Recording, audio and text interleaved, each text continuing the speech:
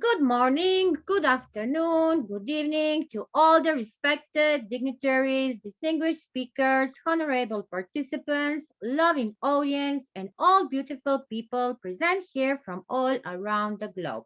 I, Miss Nada Ratkovic, IIU board member, country director, IIU Croatia, the president of Research Center IIU, welcome you all to the second international conference on Climate Change, ICCC 2022 by the International Internship University with 100 countries, 150 speakers, and 1,000 participants in 5 days. The topic is Science, Solutions, Solidarity for a Livable Planet. The event for all the educators around the globe organized by International Internship University. This is today, the day third of the 5 days event. And yes, these 2 days were amazing. And as we say, the first international conference on climate change, ICC 2021, was a grand success, a great project of our great project director, the Vice Chancellor, Corina Sujdea from Romania. IIU. In IIU, the most important challenge that we are facing today is recognizing it to stop the climate changing and get it worse. Right here and right now, protecting planet starts with you, starts with IIU, so we can make our planet more sustainable. IIU recognize global call for solidarity, science, solutions for all. And yes, the ball is now in our court. There is a lot we can and must do to make the world less energy consuming and more climate friendly. That is a big meaning. That is a big meaning, and we know that our planet is our future. Science, solutions, solidarity for a livable planet. Here are the reasons we are here today, yesterday, a day before, tomorrow, a day after to answer to the healthy, livable planet. As we know, the COVID-19 pandemic has thrust health to the center of global, steadily expanding the ways. It was a demand. It was a demand for educators, for leaders to make the needed political choices in favor of solidarity. If we ask the science, me, Nada Ratkovic, as a scientist, as a researcher, academician, knows and do the researches in this important field. And as important, we know that every year and each year, the IPCC, Intergovernment Panel of Climate Changes, is releasing the report. And there are many than 10,000 of scientific papers updating the world to say what is the climate options, how to tackle the global warming and changes it brings. So changing with the climate, even we could eliminate that for tomorrow. We need solidarity. What it means, solidarity for the international spreading of COVID-19, which diseases our thing. And that is the most challenging crisis we have faced since the Second World War. And the teachers in science are following this science to focus on this task. So the access to COVID tools to the Nordless solidarity is fused the science. And it is little late to deliver that needed solutions. What about solutions? We are showing the real solutions. We are trying to solve the solutions and give the best solutions for solving this world problem. So today, I'm pleased and honored to present our great organizer, International Internship University. International Internship University, IIU, is a leading virtual education system and a global brand confederation, which is the most valuable and trusted worldwide and well reputed to deliver innovative programs. Yes, globally a trusted name for the quality training programs and committed to provide better and virtual educations to all the young learners of the globe. IIU is metamorphosing the conventional education system by cutting down the additional costs and providing access to more than 1,000 plus courses and internships to the e-learners across the globe with help of its 1,000 plus global educators. In a short span of time, IIU has spread its wings in 195 countries, 6 continents, under the strong leadership of its visionary founder, Mr. Piyush Pandit Sir, a committed and aspiring social activist, a passionate educationist from the last 2 decades, providing education to students from various social and cultural backgrounds. IIU has formed its 4 councils, namely Women Entrepreneur Council, Student Development Council, Youth Development Council, and Council of Educators. And the main objective behind the councils is to provide support in every respect to the students, youths, women entrepreneurs, educators, scientists, researchers, academicians, and IIU is coming every day with new events, new conferences, new training sessions, projects, and you are all invited to be a part of it and be the change with IIU. Now, it's my honor to introduce the master of the conference today. I am not alone today. I have a beautiful student. I have a beautiful student called Zainab Arzouani from Lebanon. She is 16-year-old Lebanese student, and in last high school year, she is joining so many projects, very active. She's coming from the public high school. She's active in IIU. And yes, there is no project, there is no event where she is not involved. Our Zainab is an amazing student, as well as all her colleagues who are here with us in IIU. And yes, our great Zainab has a great teacher. Our great Maha is also today here with us on this IIU conference. So, welcome, my dear Zainab. Let's start this program. Thank you so much, Ms. Mada, for this astonishing introduction. And hello, everyone from me. Greetings from Lebanon. Today is day 3 of the International Conference on Climate Change held by IIU. Today must be different. I want a higher level of enthusiasm and less level of absentees. So let's rock today's session and start by discussing and debating climate change and sustainable solutions. Let's curb climate change. Let's save our population and the next generation. You know, I can't change the world myself, and you can't change the world yourself. I can't cope with the climate change myself, and you can't cope with the climate change yourself. But all together is much better. So are you excited to start our session for today? And now, let's move and start by calling our honored speakers. So let's start with Ms. Shalali Mamadli from Azerbaijan. Please, Ms. Shalali, the floor is yours. Thank you.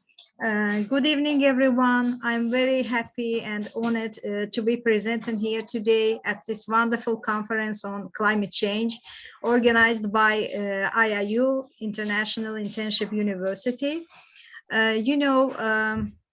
The collective activities of human beings today has changed so drastically our planet, its ecosystems, that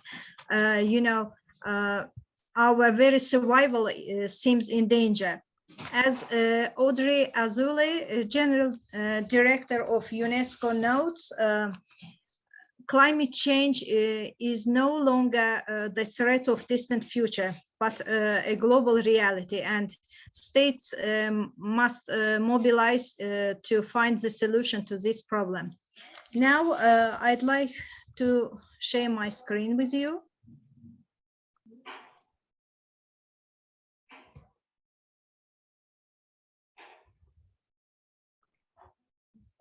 I hope it works. Let's see.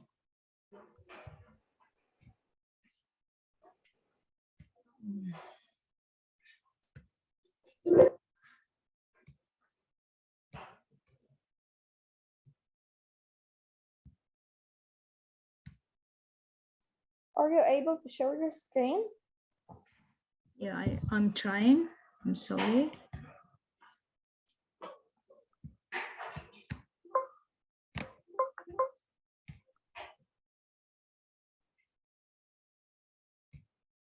Mhm.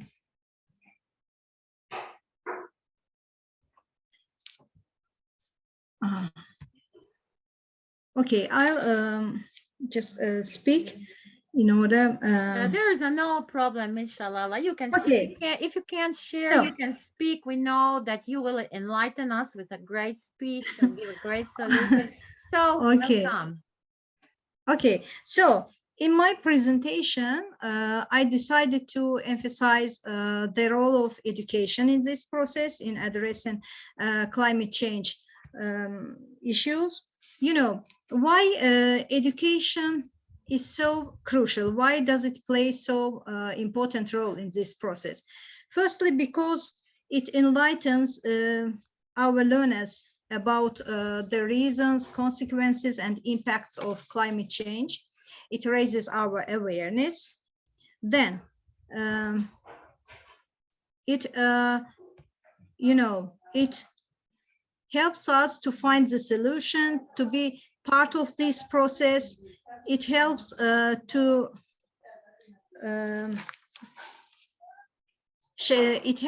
shaping required behavior. Young people learn to make sustainable choices in their daily lives. Today's children are tomorrow's citizens, tomorrow's consumers and leaders, and the behaviors they show, the decisions they make, it will have a great impact on our future environment. And educated citizens and youth, they are more equipped, being more equipped with required information. They can put pressure on their governments. They can keep their leaders accountable and put pressure on their governments to take responsible actions against the climate crisis. I'm still trying to find my presentation here.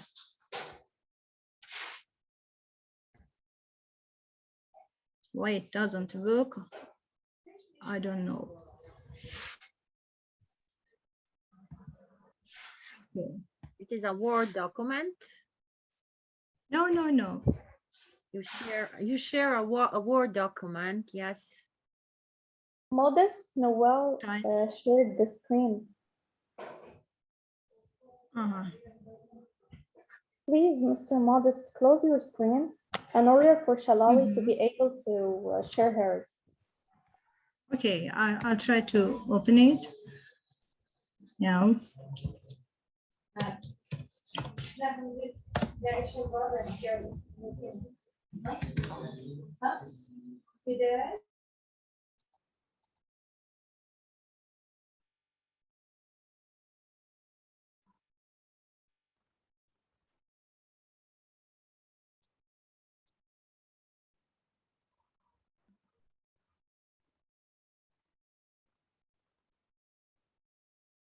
Miss Shalala, please unmute yourself.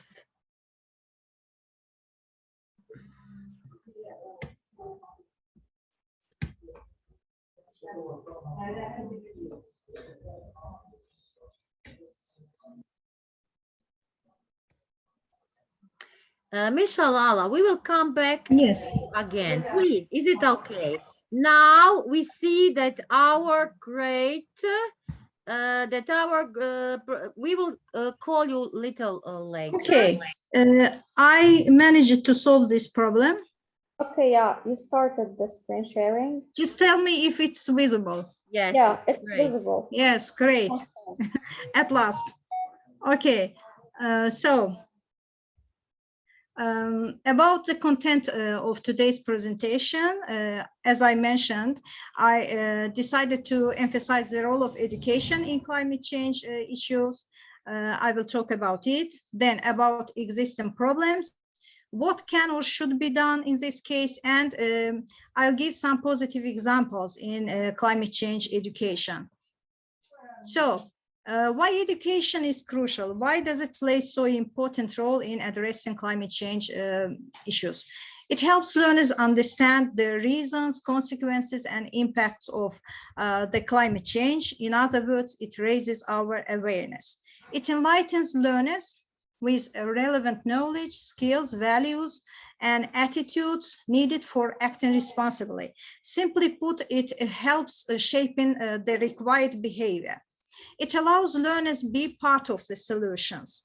It helps to determine the future policy because, as I said, our children, today's children, they are tomorrow's leaders, consumers, and citizens. So they will, the reasons, the decisions they make, the behaviors they show will impact our future environment. And educated citizens and youth, they can put pressure on their governments to make them take decisive actions against climate change crisis. And does modern education meet our needs?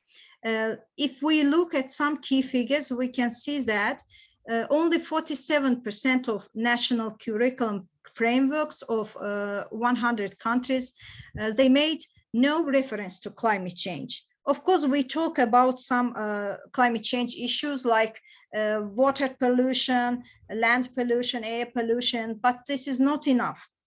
And only 40% of teachers are confident to address cognitive dimensions of climate change, and only 20% of them can explain well how to take action. In other words, it means that given only information about climate change issues or giving advices how to avoid its drawbacks is not enough. We should we should adopt it into a larger concept of sustainable development education. Then what can or should be done in this case? Firstly, climate change and sustainable development education. They must be mainstreamed into the main curriculum, and correct pedagogical approaches, correct assessment strategies, conducive learning environment should be provided. Also, we should learn from useful experiences of other countries. It can be easily adopted and adapted to other countries' needs. And here you can see my lovely students. Then, talking about useful experiences of other countries. Let's begin first with Finland. Finland's experience of climate change education. As you know, Finland always surprises us with its innovations in education. In Finland, they engage youth, with the help of a digital game called Possible World, where learners are sent via a time machine into the year of 2044, where they have to deal with climate change problems. So it's like fun-based learning, a game-like activity for them. And also it helps them to be able to solve real-world problems. It helps them to analyze the world around them and take responsible decisions. Then KIDS ISO 14000 program from Japan. This program was adopted in 2000 in Japan. And ISO, what does it mean? ISO 14000. It's a environmental education program, and it's an international standard for environmental management systems. And this is the only program that ISO allowed to use its name and logo on it. 10-year children, they are involved into this project, and they create their own projects, environment projects. And after they have finished, certified instructors and the international committee evaluates their work, and they are awarded.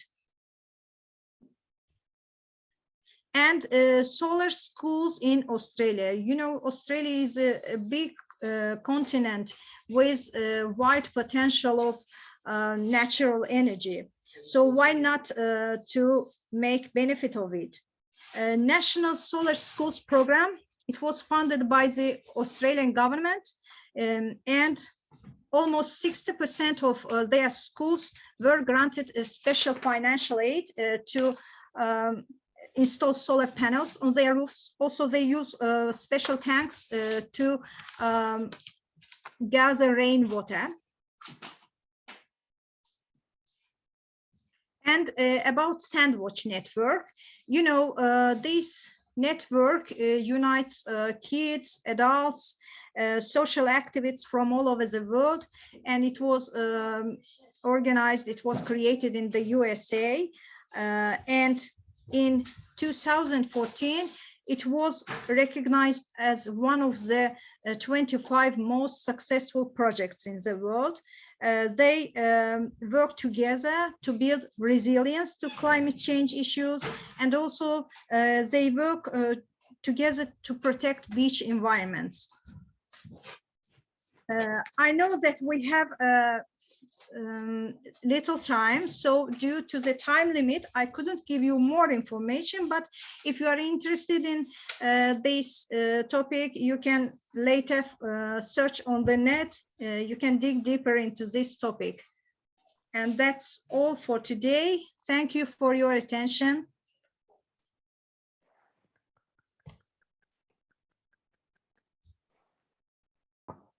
Oh, Ms. Malala, thank you so much for shedding the light on such a crucial topic, which is education, because students are the future and are the next generation. And when we educate those little students on climate change and how to be clean and how to use solar systems, then the next generation will be real clean and will cope with the climate change. Thank you so much for contributing to this session. Yes, And yes. now I'm gonna call our next precious speaker for today. He's Dr. Chris Satiropoulos from Australia. Please, Dr. Chris, the floor is yours. Enlighten us with your knowledge and presentation. Thank you very much. Good morning, good afternoon, good evening, as we all say during Zoom. Congratulations to the organizers of this conference. It's very important that the key element of this conference outside the theme is to collect opinions and learnings from speakers in different parts of the world. What we're seeing is a very strong interest in many parts of the world, including Asia, for energy transition elements. So the time is right for countries to start thinking about solar, wind, for example. But what is important for us is to make sure that considerations are taken for access to technology that minimizes environmental pollution. That needs to be taken into consideration of how the renewable energies solution is created, and also what happens when the life cycle of those products finish. So the sorts of metrics we look at are carbon emissions. That is, what are the carbon emissions produced during the manufacture of solar panels, during the manufacture of wind turbines? Another definition we use is energy balance. What is the amount of time it takes to generate enough renewable energy to replace the energy it consumed during the manufacturing process? Another concept which we've created, we call PEROI, P-E-R-O-I, the planet's energy return on investment. And this is a ratio of the planet's energy used during the manufacturing process and the renewable energy it will produce over its lifetime. So when you look at these things, what we realize is that the damage caused in the environment for wind and solar panel technology is quite substantial, even though we're taught that it's a wonderful solution over the long term. For example, solar panels generate 70 grams of carbon emissions per kilowatt. It takes 38 months for energy balance to occur, whereas wind generation generates 4.6 grams per kilowatt. So it's much lower than the 70 in terms of carbon emissions, and its energy balance is 6 months instead of 38 months. So the reason we say that these issues are important is that this might be relevant for phase 2 of how we manage the climate. Phase 1 is we have solar panels, they're easy to install, there are systems now for producing it, people are comfortable with it, even though there is some damaging elements. And the recycling issue is a very big environmental problem with solar panels as compared to wind. So that's one element I think we need to start thinking about for generation 2 of the green renewables technologies. Another area we should all look at is community engagement in renewable energy technology manufacture, installation, and maintenance. What we've seen through charitable organizations that we've been involved with is that we help fund or install solar panels in remote parts of the world. The local community is not engaged, and often they throw stones on the solar panels, they're damaged, there's no provision for repair, there's no provision for local maintenance. Therefore, that source of energy is effectively ends. What we're looking at with some wind turbine technologies that we're producing, and this is not the big ones, but small vertical ones, is that the construction of the actual turbine, most of it, 90%, to be done within the local community. So that gives them employment. It gives them a vested interest to ensure that the solution is not damaged and it's been looked after. We also help train local installation teams and local maintenance teams.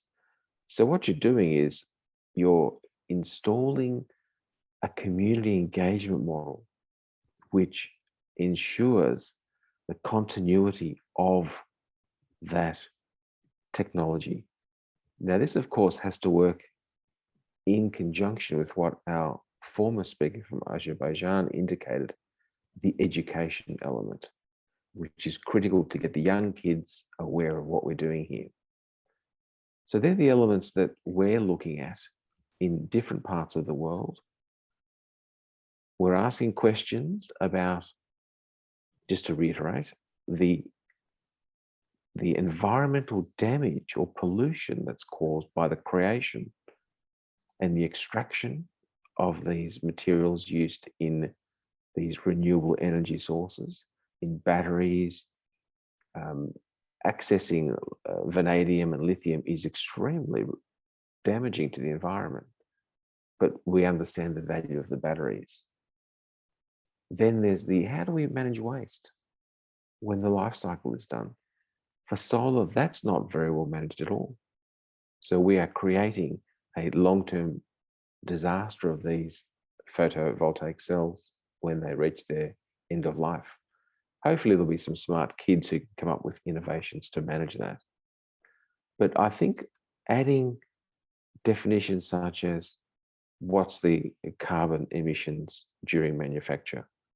How long does it take to generate enough renewable energy to replace what is consumed during manufacturing?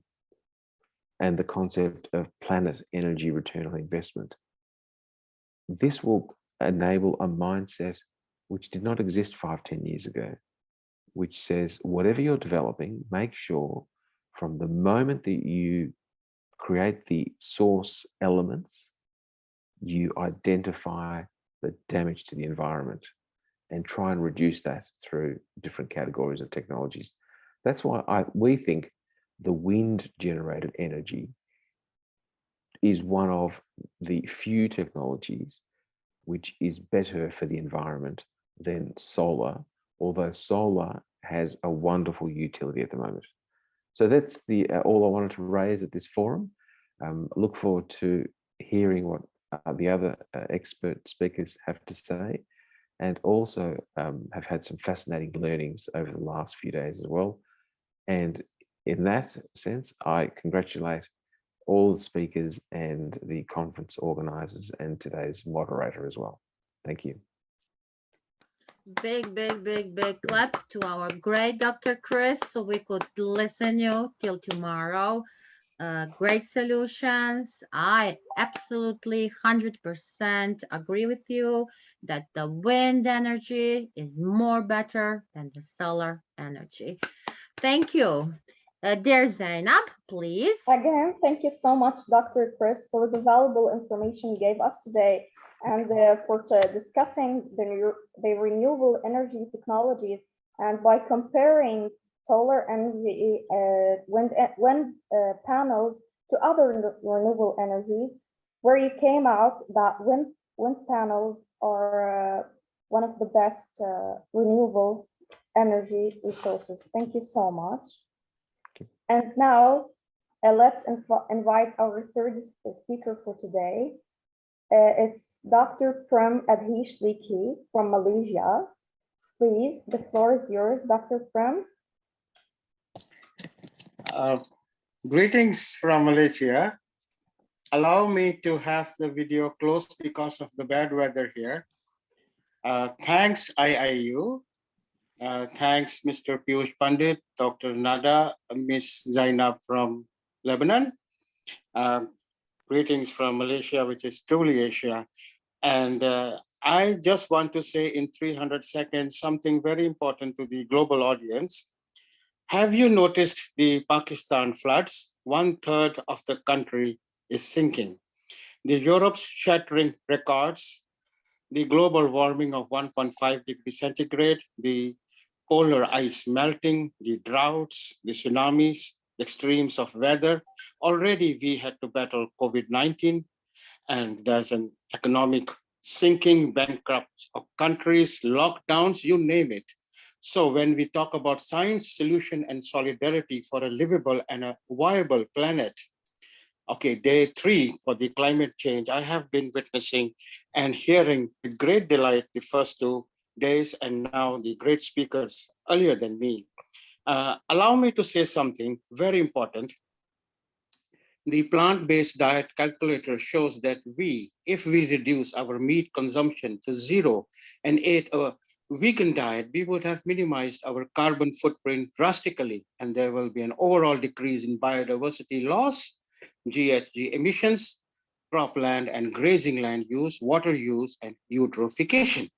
This reduction will happen because currently animal agriculture is responsible for 14.5% of greenhouse gases, 80% of rainforest destruction, and 80% of arable land. The calculations for an optimal calorie range of 2,500 calories, which we take every day, with grains, roots, tubers, fruits, vegetables, legumes, nuts, and seeds, they can result in the mortality rate 23% compared with our current diet. So this is statistics. Maybe not all agree, but as we celebrate the cooking at home with our family or eating at restaurants with our friends, let us all be mindful and grateful for what we have and what we can do. Let food unite us. Let us eat green. Let us eat sustainably. Let us do this together for the people, a one green meal at a time. Since there's a global audience and I see 23 participants at this moment, and I wish my video was working and I had even a PPT or a PDF to show you. But this summit, this conference, I am really grateful for this opportunity. And I would wish that if you could follow what I learned and shared, it will make a great difference in the climate change, because we can do a lot of talking, but it is time for actions. And we do not have planet B, as the earlier presenter said, and a lot of the beautiful face from Aussie, I call it the mate, said, Dr. Chris, I guess his name is. So there's a lot of learning we can do from each other, a lot of sharing and caring we can do for each other. But the whole idea is we need to act. And with that, I end my case and wish you all have a nice day wherever you are in the world. And let's make this world a better place, as we are all here very, very, very temporary. Just a reminder again, Pakistan is sinking and we are trying to help. So if you can help any country in the world, because we are basically your brothers and sisters, and we all go through the same situation because of climate change, we need a viable and a livable planet now. Thank you. God bless you. Good night from Malaysia. Thank you so much, Dr. Prum, for first listing the problems climate change is resulting and how it's affecting the population's needs, such as nutrition and our food. And yes, I agree with you that let's eat green, let's be sustainable. It's time for actions. Thank you so much again, Dr. Prum. And now let's invite our next speaker. It's Ms. Marcela Villen from Argentina. The floor is yours, Ms. Marcela. Okay, hello to you all. Morning here in Argentina, good afternoon, good evening for you. They are in other parts of the world. I'm very happy to be here with you all today. It's always a great pleasure to be here together with IIU. It's not my first time, so I really appreciate being given this opportunity. And yes, our topic today, I'm just trying to share the screen. Can you see it? It is great, and we see it. You can go on.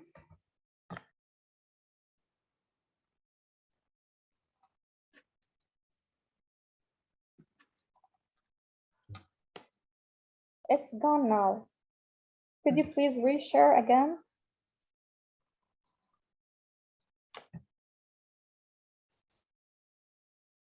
Miss Marcela? I think that we lose Miss Marcela there, Zainab. Oh.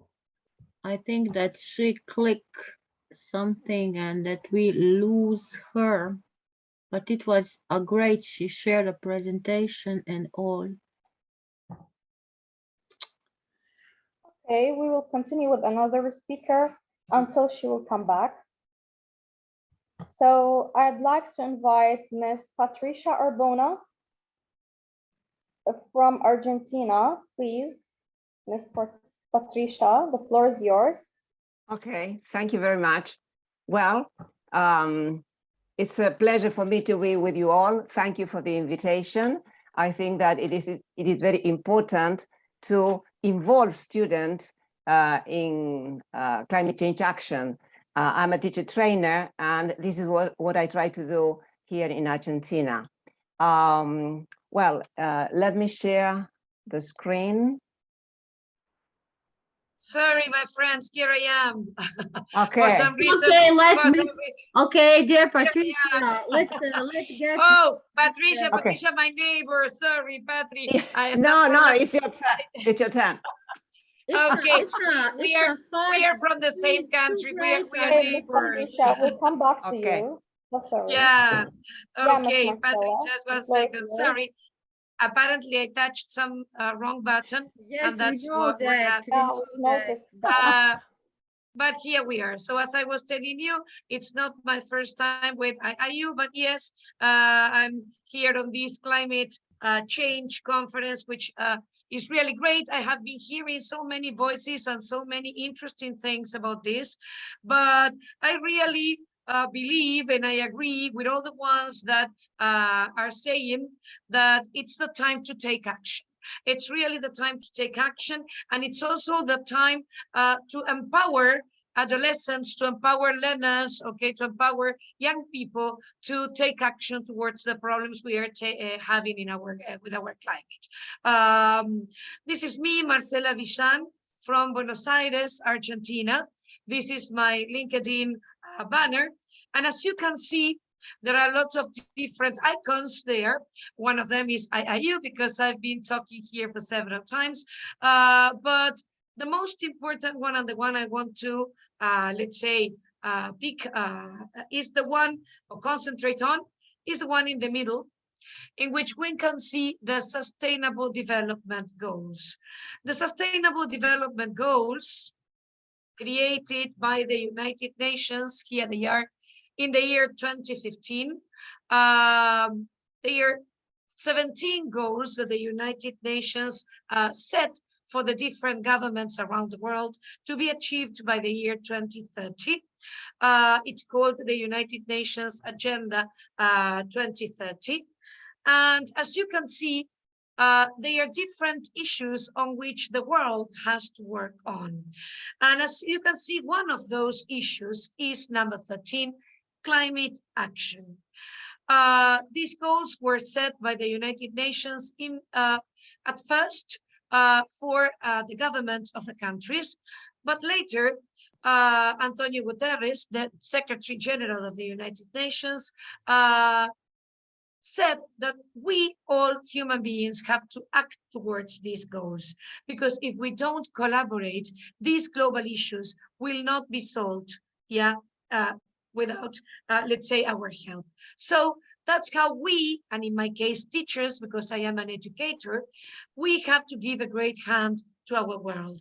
Because if we teachers do not empower our learners, and we do not take all these to our classes, of course, we won't be able to reach the United Nations 2030 agenda. We know that adolescents, we know that young children take a big population, a big part of the population of the world.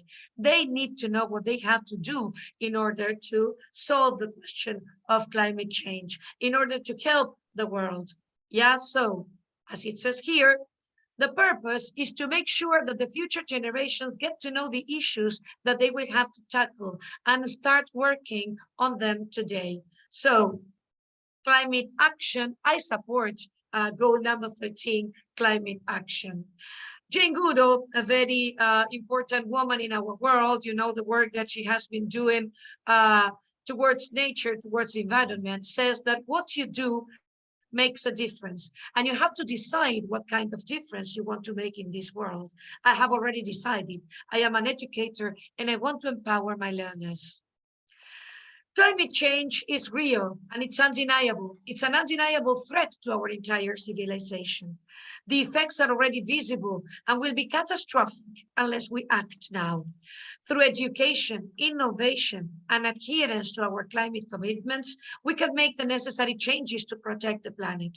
These changes also provide huge opportunities to modernize our infrastructure, as they were mentioning just a few minutes ago, solar panels, right, and all the things that they have been mentioning, leaving fossil fuels aside. These changes also provide huge opportunities to modernize our infrastructure, which will create new jobs and promote greater prosperity across the globe. So, we will be working with our students on core values. We will be working on a sense of belonging. If they are ready to work for our world, they will feel that they are part of the world, that they are part of the solutions. We will create empowerment. We will create empathy towards what is happening around the world. We will create responsibility. We will create cooperation and collaboration. And most of all, we will create honesty and respect toward what's happening around the world. So, the atmosphere. We teachers have not been trained to, let's say, talk about global issues, about climate action in our classes. But that is how we have to get trained. You can watch videos, you can read, you can empower yourself by coming to this sort of conferences, right? Getting to know what really, climate change and what climate action is really about, okay, or are really about, because we have not been taught about that, as I said a few minutes ago.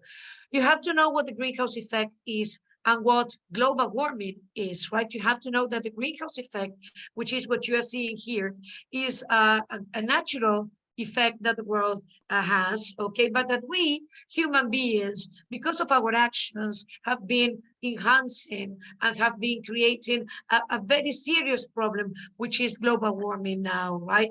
By working with fossil fuels and sending a lot of carbon dioxide emissions into the atmosphere, by using a lot of cars, by the factories burning these fossil fuels, by working on these dirty energies, okay, we have created this serious problem. So the causes, as it says there, of course, all the fossil fuels, deforestation, we are cutting down trees at an alarming rate. You know that the trees absorb carbon dioxide, the carbon dioxide that is in the atmosphere. Now we are reducing the number of trees in the world. Transport vehicles, farming, you know that the methane that our cows produce and our animals produce, okay, are also, is also a big problem for the world, for the global warming. And consumerism, waste, okay, how much are we buying, right? And how much don't we use, okay, and we waste, okay? So the big thing is that we have to leave all these bad actions aside.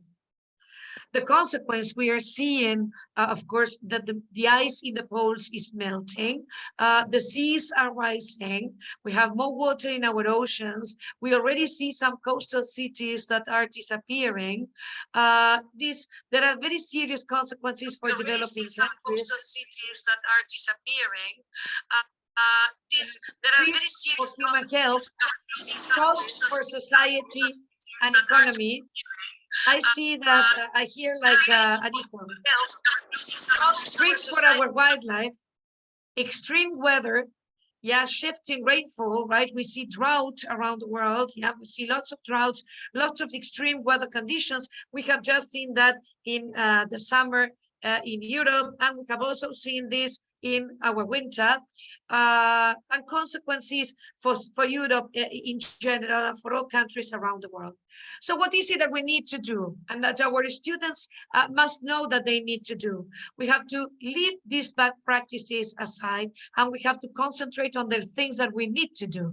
Walk, bike, leave the cars aside, yeah, hybrid cars if you want, electric cars, right? But leave the fossil fuels aside. You have to ride, walk, okay, that's much wonderfully better. Plant trees, right? Plant trees, collaborate to this question of making the world greener. Add insulation to your walls and attics so that you don't have to use gas or natural gas in your houses. Buy fuel efficient cars. Buy local goods and products so that we can leave the question of transport aside. So we have to leave this climate crisis. If we take climate action, we will be able to do it.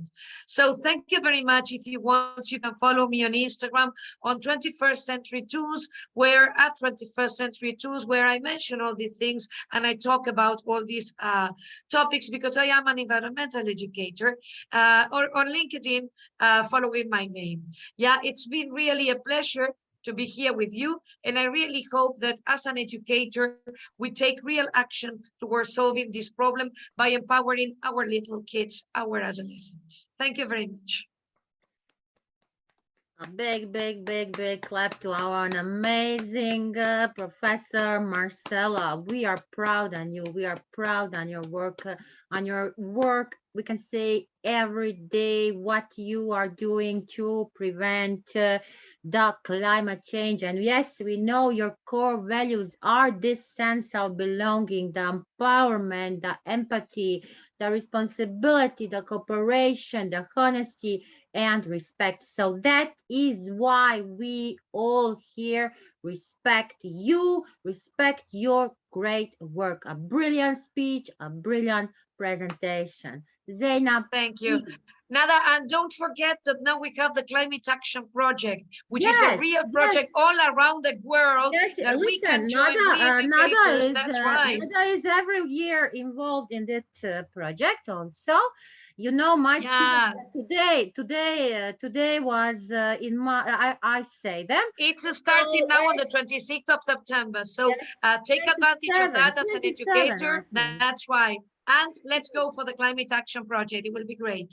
Yes, 6 weeks.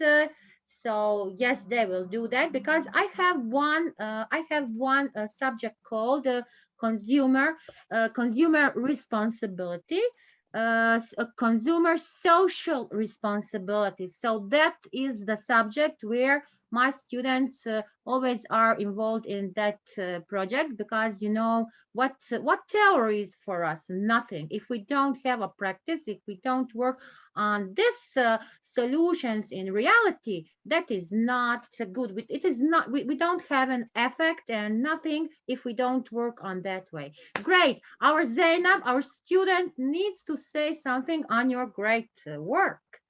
Absolutely.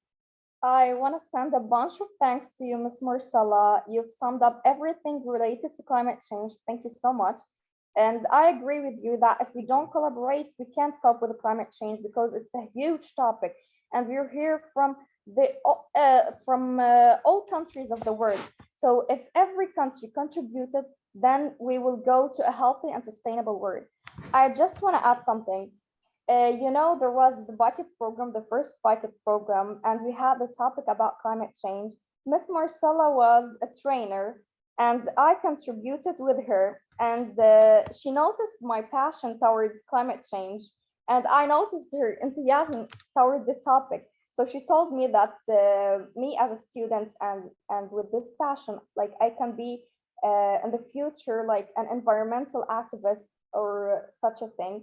So she motivated me to create my own initiative regarding climate change, and I spread awareness worldwide about climate change.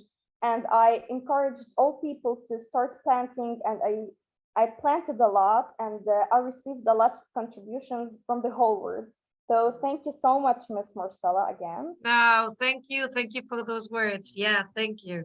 Right. I'm so happy, right? Because the idea is that we have to get motivated to work towards our world, to create a better future.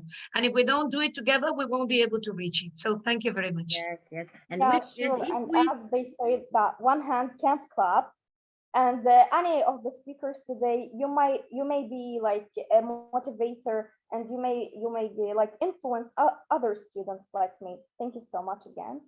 And now I will invite again Miss Patricia Arbona from Argentina. The floor is yours.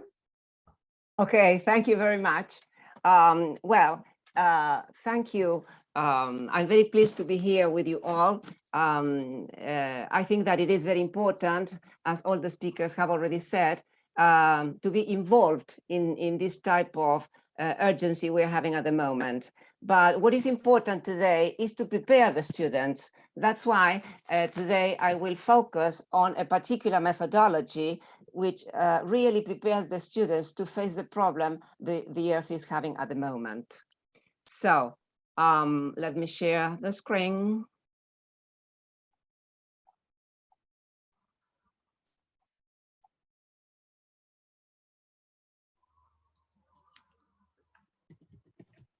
Yeah, it's visible.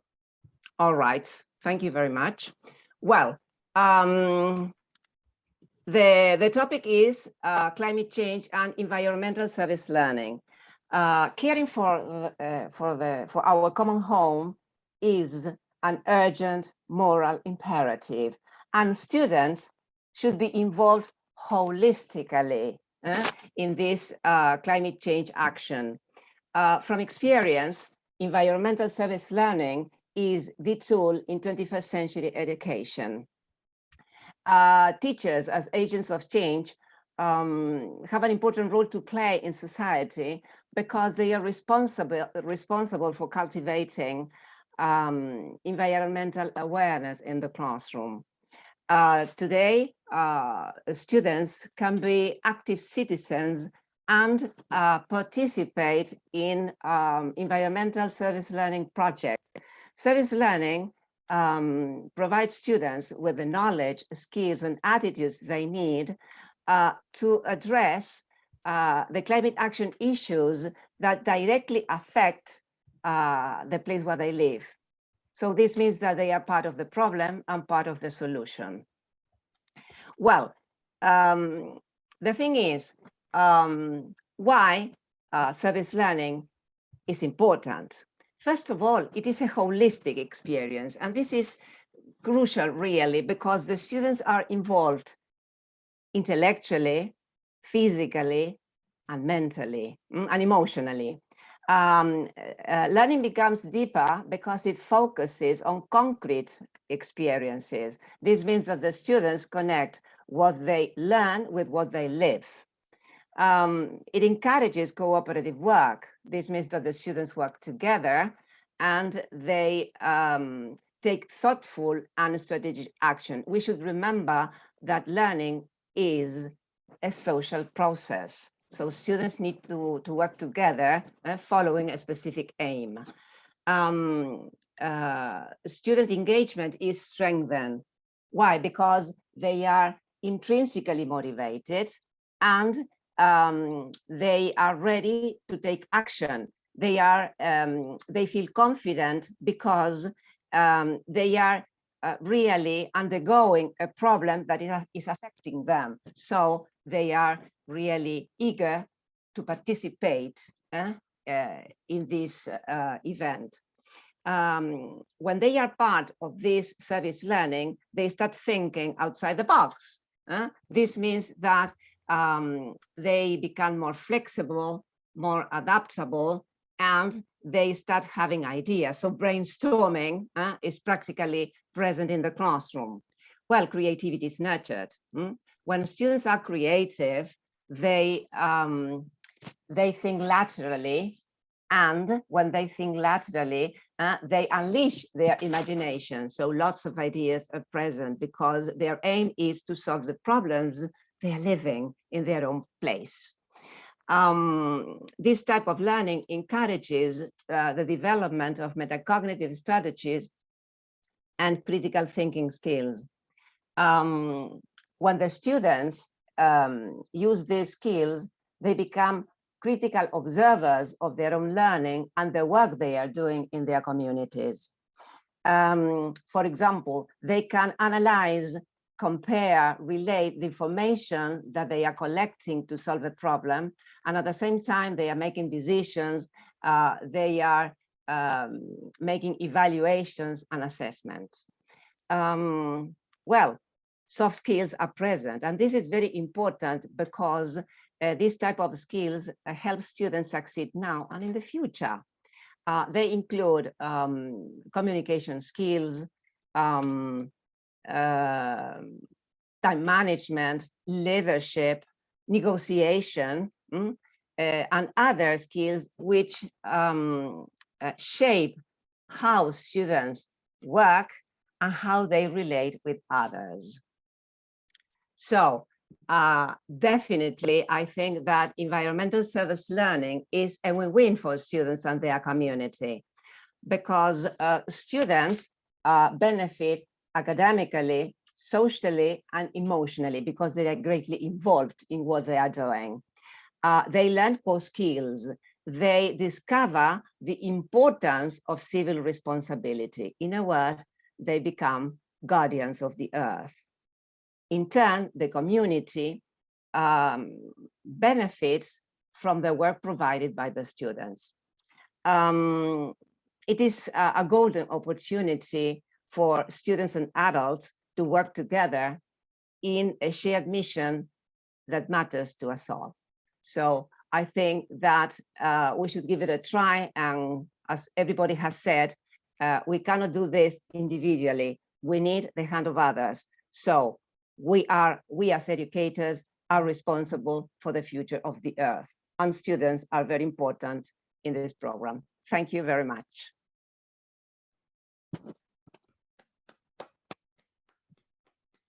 Great, great, Professor Patricia. Bravo, bravo. Very encouraging for all the students, for all educators, motivated, very motivated speak. And this for the students, for the community, how to learn what to do. Thank you very much. Dear Zainab. Yes, Thank you again, Ms. Patricia, and for highlighting the environmental service learning program, because as I said before, that students are the future, they are the next generation. When they are fully aware of climate change, we're going to a healthy and sustainable world. Thank you so much. Thank you. And now let's invite our next speaker for today. He is Professor Charles from Nigeria. The floor is yours, Professor.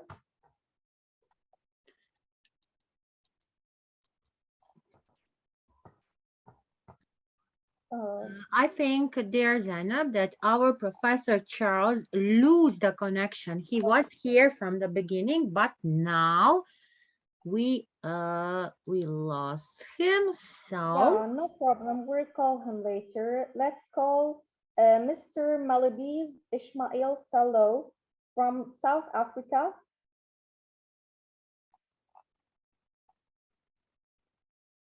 Mr. Ismail Sallo, are you here?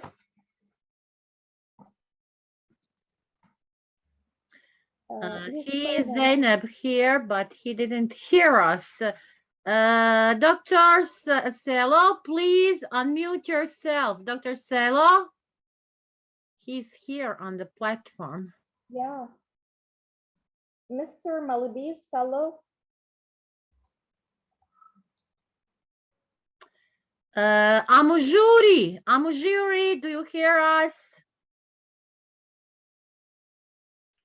I don't know why they don't hear. Hello. Dr. Amajuri, please enlighten us with your speech. Yes, yes. Very And good, please warm. open your welcoming. camera. We want to see you. Now, am I audible? Yes, great. Please continue. Oh, that's good and great opportunities provided by International Internship University to witness and to provide wonderful platform to provide and to create good environment through awareness, through education, or through training to all the students, teachers, and working professionals by their different activities methods. I'm here. I'm Amujuri Viswanath, working as a PGT teacher at Astha Vidya Mandir English Medium School, Chhattisgarh, India, and I'm also Director and CEO of Green Care Society India. As today's topic on second International Conference on Climate Change 2022 by IIU on sustainable science and solidarity for climate change. It's great opportunity to share my views on this topic. First of all, what is climate change? Climate change is a system or process which occurs in environment in imbalanced format. It occurs either by man-made or by natural aspects. Nowadays, we are facing different problems, different stages of crisis in field of climate change.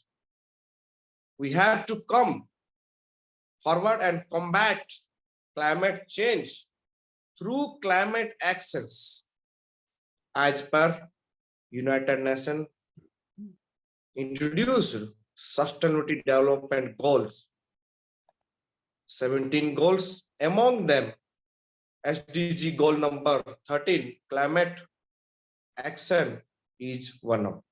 So in this criteria, we have to come forward and combat all the climate changes to balance the ecological system on our mother planet Earth.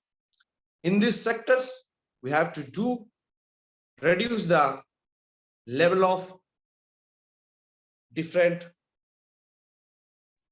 products like polythenes, plastic products, which are non-biodegradables and which are harmful for our planet Earth.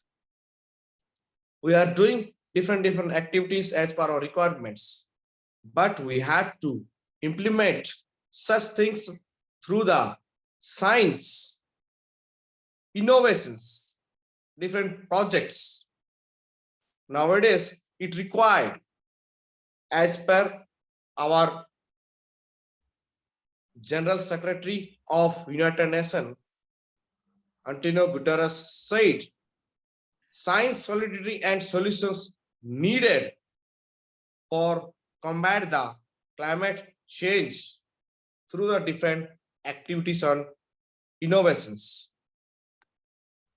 According to the records, according to the measurements since last 3 years or during the pandemic situation, COVID-19, in the period of 2019 and 2020 and 2021, last 3 years almost, the climate is good in a way such due to the lockdown, but after unlock the lockdown, there are very changes such like industrialization or either in deforestation as per our requirement, man-made requirements. But we had to come forward. We have a choice as a solutions and science implementation and solitary aspects to tracking different climate changes through the different activities which impact on either in economical aspects or social aspects or environmental aspects. We have to come forward and reduce the harmful products in our environment as well as in our solar system, where climate change continues unadapted. Different concepts, different products or like aspects involved, like carbon dioxide concentrations, which shows signs of peaking, like and continued to increase the new records by day. In last record, where WMO Global Atmosphere Watch Network reported CO2 concentrated above 410 ppm during the first half of 2020. And different records are also there to increase of carbon dioxide. But it is the time to combat all the climate change, where research, innovation, and science should be involved through the educational aspects, through the institutions, or either in research organizations. However, greenhouse effect and green gas concentration, which are already at their highest level in 3 million years and have to continue to rise, and which should be decreased through their plantation, through their different innovations, through the different greenery development.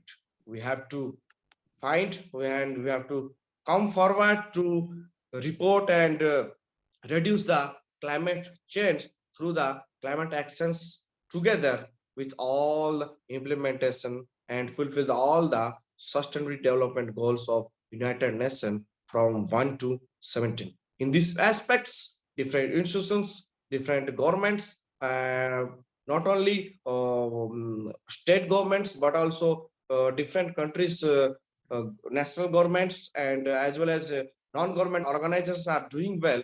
In these aspects, the role of the institutional educational institutions are major role to implement, to create awareness through the education, through the innovation, through the science, through the research. So in this aspect, international internship university also doing very well to promote or create awareness and research innovations, different aspects, as well as a little bit of an example from my own working institution, Astha Vidya Mandir, as well as our district administration, Dantewada, and the government of India, Department of Science and Technology, and National Innovation Foundation, and government of Chhattisgarh also doing very well to reduce that, combat the climate action and climate changes, as well as I'm part of the Green Care Society India. My colleague and president founder of Green Care Society, Dr. Vishwanath Panigrai, as well as myself, Amujuri Vishwanath, being as a environmentalist and director of this organization, Green Care Society India, also doing very well to combat the climate changes in different activities, not only in these activities, but also science projects. Last year, one of my student, Indu Manikpuri, got Dr. APJ Abdul Kalam Ignite Award in the hands of former President of India, Sri Pranab Mukherjee, at Rashtrapati Bhavan of New Delhi in 2016 for innovation project to reduce the and combat the climate changes and health issues through their innovation. In this year also, my students, Sagar Bhaksal, also going to present the national level science project and competition at New Delhi in September of 2022. We know that you can talk till So, tomorrow. so 5 minutes. You broke the limit yes, time. You will let you to speak. Great. okay, sure. So we have to come forward and combat the climate changes, not only by this text, by these words, by the social media post, but also through the actions, the real actions at ground level. It may be either in social projects or scientific project. It may be either different aspects. So I thankful to Piyush Pandit ji, founder of International Internship University, and wonderful beloved my friend Nada Ratkovik for providing a wonderful opportunity to take part as a guest speaker in this conference. I'm very thankful to all the dignitaries, moderators, and organizers for providing wonderful opportunity regarding this. Thank you very much. Yes, and thanks to our great project manager, director, vice chancellor, Corina Sujdea. Listen, Amjuri, green, clean, energy. We are following you. We like your work. Keep doing it and continue doing a great for your country because you are making actions, only actions. Bravo. Thank you very much. And again, from me, thank you so much, Mr. Mjuri, and thanks for linking the COVID-19 lockdown and the coronavirus to climate change. As you know, that the COVID-19 carried lots of crises related to climate change. Thank you so much. And now let's invite you, ma'am. again Professor Charles. Are you here? You're welcome. Thank you for all the moderations you have been doing. And I thank God for the great speakers that have been speaking. Now you want to introduce me. Thank you very much. Greetings, Able Excellencies. Thank you, IIU, for the opportunity. The theme of our discussion now is science, solution, and solidarity for a livable planet. My topic before us is human contribution to global climate change. Stop climate change. Right now, protect it. Must start with you, making it more sustainable. It will interest us to know that the pandemic may be an intelligent response to climate change. I hope my slide is on board. My slide, I hope it's on board. I have a slide there. Can you open the slide? Will you share, Ms. Nada, or are you? Yes, dear Zainab, you can share Professor Charles' PPT. Okay. He has a great So that people presentation. can see the slide. Yes, Professor Charles, don't worry. We have a great student here, a great moderator today. You see, Thank you so our much. great Zainab. You need to Thank you follow so her work. Every She's day a you good can see person. her planting. Exactly. I know her very well. She's very good in designing and all those things. In moderatorship, she is so good. Yes. Thank you so very much. Yeah. Okay, so is it visible? Zainab, your screen is visible. Yeah.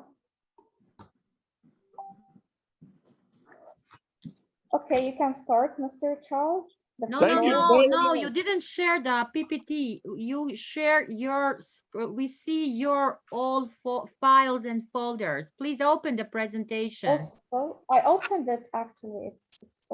I will stop sharing and then. Yes, try again, please. Okay, no problem. Professor Charles will wait. We have time. Thank you very much. Is it visible? Wait.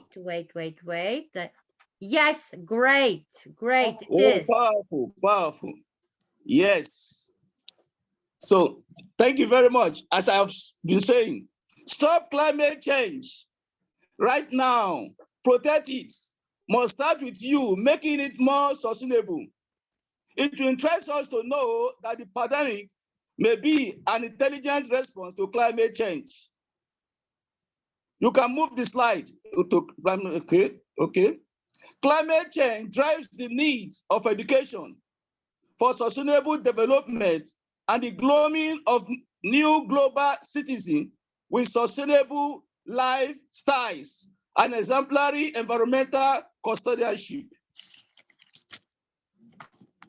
The pandemic ushers in a new normal in which digitalization enforces ways of working and learning.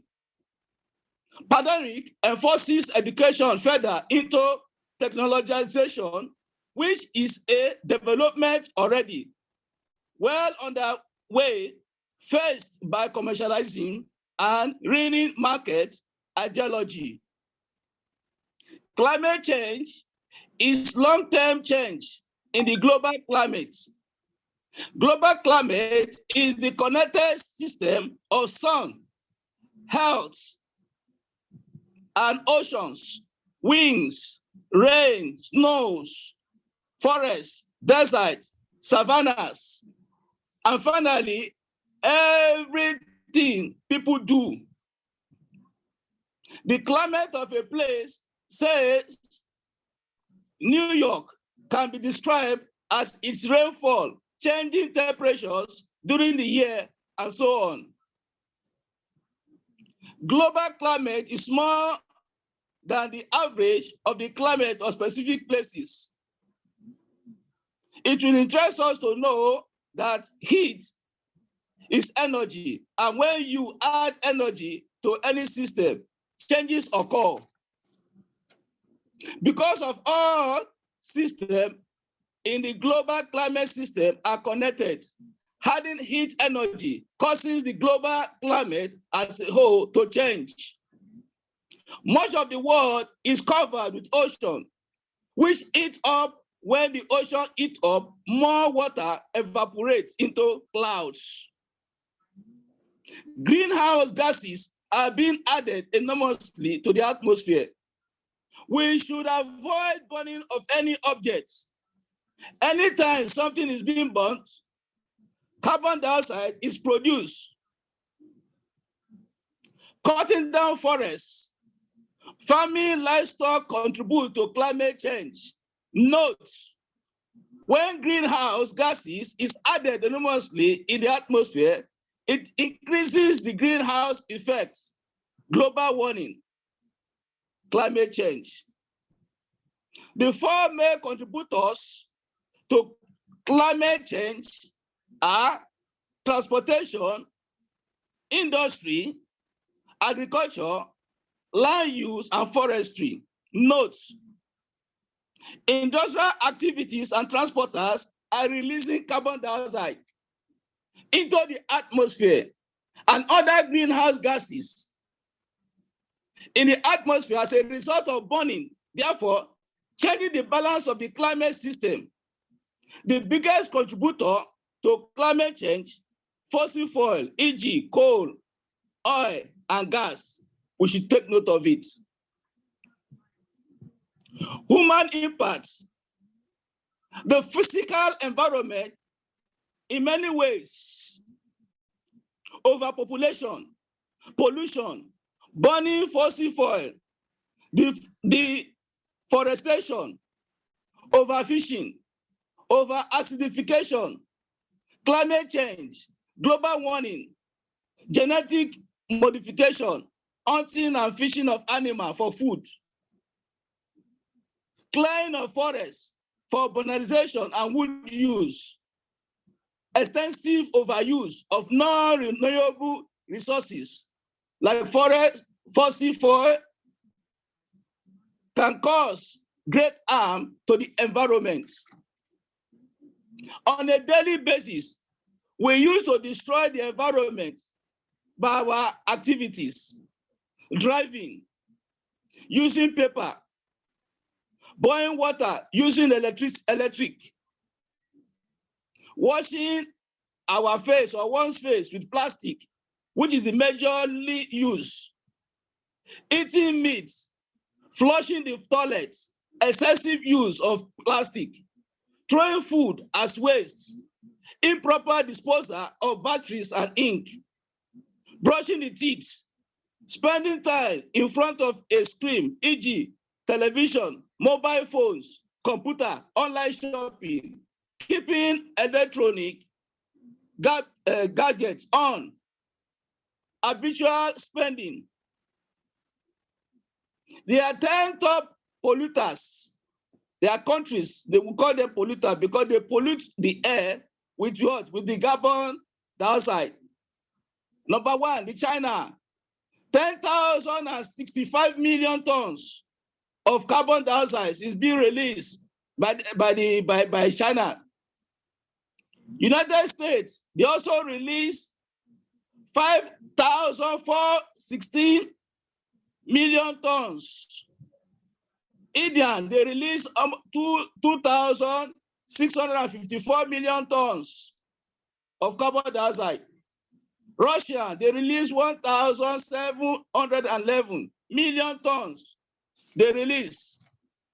Japan, they release 1,162 million tons of carbon dioxide. The Germans, they release 759 million tons of carbon dioxide. Iran, they release 720 million tons of carbon dioxide. South Korea, they release 659 million tons of carbon dioxide. Saudi Arab, they released 621 million tons. Indonesia, they released 615 million tons of carbon dioxide. What can we do to positively impact the environment? One, unplug devices and appliances. Use energy efficient light bulbs. 3, recycle when you can. 4, cut back on water usage. 5, plant a tree. 6, consume less meat. 7, reduce unnecessary waste. 8, reuse as much as possible. 9, invest in travel cups and mugs instead of plastic. 10, donate gently used items. Note, climate change is already impacting our health. Hence, changes in weather, climate pattern putting our lives at risk. Heat everywhere, causing sudden death. Ocean temperature rise and become hotter, resulting to direct and indirect deaths. Changing in rainfall, resulting in more severe and frequent storms, causing floods, land sweepers, and destroying homes and community. Climate affecting human life between 2030 to 2050. Climate change is expected to cause absolutely 250,000 additional deaths per year as a result of malnutrition, malaria, diarrhea, heat stress. Many families living in poverty with less food, less clean water, lower income, and worsened health. Children's immune system are still developing, so much. making their rapidly growing bodies more sensitive to disease. There's enough. Professor Charles, don't hear you. Professor Charles. Professor Charles, thank you so much, but you've exceeded the time. I'm so sorry. We still have a lot of speakers. Thank you very much. So much. Yeah. I really agree with you that you've summed everything up with climate change, and you said that human activities are the main cause behind climate change, from overpopulation to deforestation. So if we are the main cause to climate change, then we have to solve climate change. And a bunch of thanks for the great sustainable solutions you gave. Thank you so much. Thank you very much. God bless you. Big clap for our great Professor Charles, our head of Africa. Bravo. Thank you. And now let me invite Miss Martha Adelia. She's been waiting the whole session from Indonesia. Please, Miss Martha, the floor is yours. Thank you for the time, and good morning, good afternoon, good evening, everyone. It's evening in Indonesia right now. I'm Martha Adelia. I'm 17 years old. I'm a student studying science, and now I'm on senior year in high school. And I'm very happy today to attend this Zoom meeting, and I'd like to say thank you so much to IIU who gave me this great opportunity. And now please allow me to show you my screen first. You can.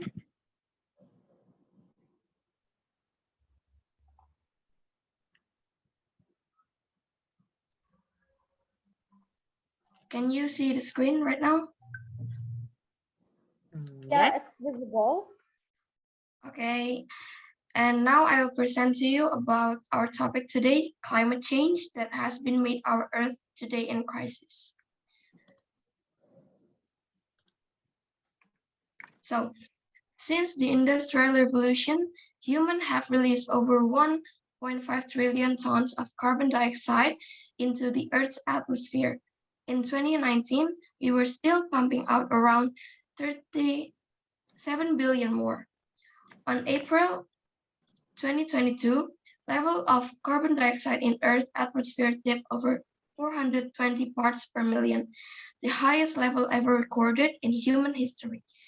That's 50% more than the year 2000 and almost 3 times as much as 50 years ago. And it's not just CO2, we're also pumping out growing volumes of other greenhouse gases, such as methane and nitrous oxide. Combining of all our greenhouse gases, we are emitting 51 billion tons of carbon dioxide every year, and emissions keep rising, but they need to get down to zero. In recent years, the consequences have become more serious and visible.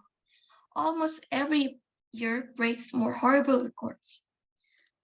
And now, what causes climate change? First, burning coal, oil, and gas produces carbon dioxide and nitrous oxide.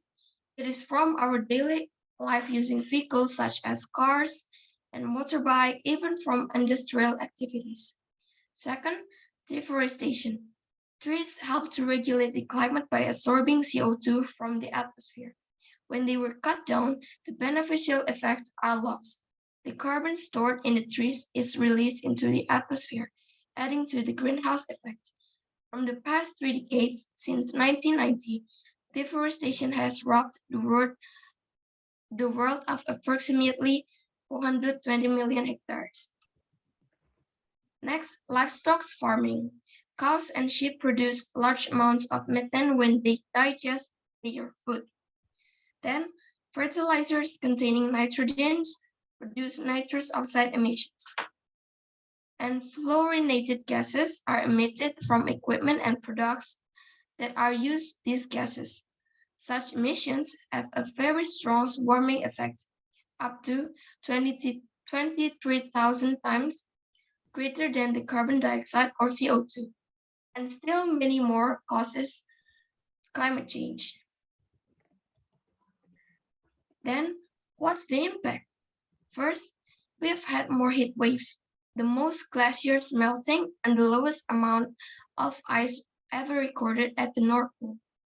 Of the last 22 years, on 2020 have been the hottest on record. It caused the decreasing population of polar bear and seal because they lost their habitat to live. Second, a massive forest fires in Europe, Australia, America, and in other continents, even in Indonesia, in these past 2 years of the heat waves. The third, water crisis caused nearly 1 million people die each year from water, sanitation, and hygiene-related disease, which could be reduced with access to safe water or sanitation. 4, increasing seawater level because of the melting ice in the North Pole.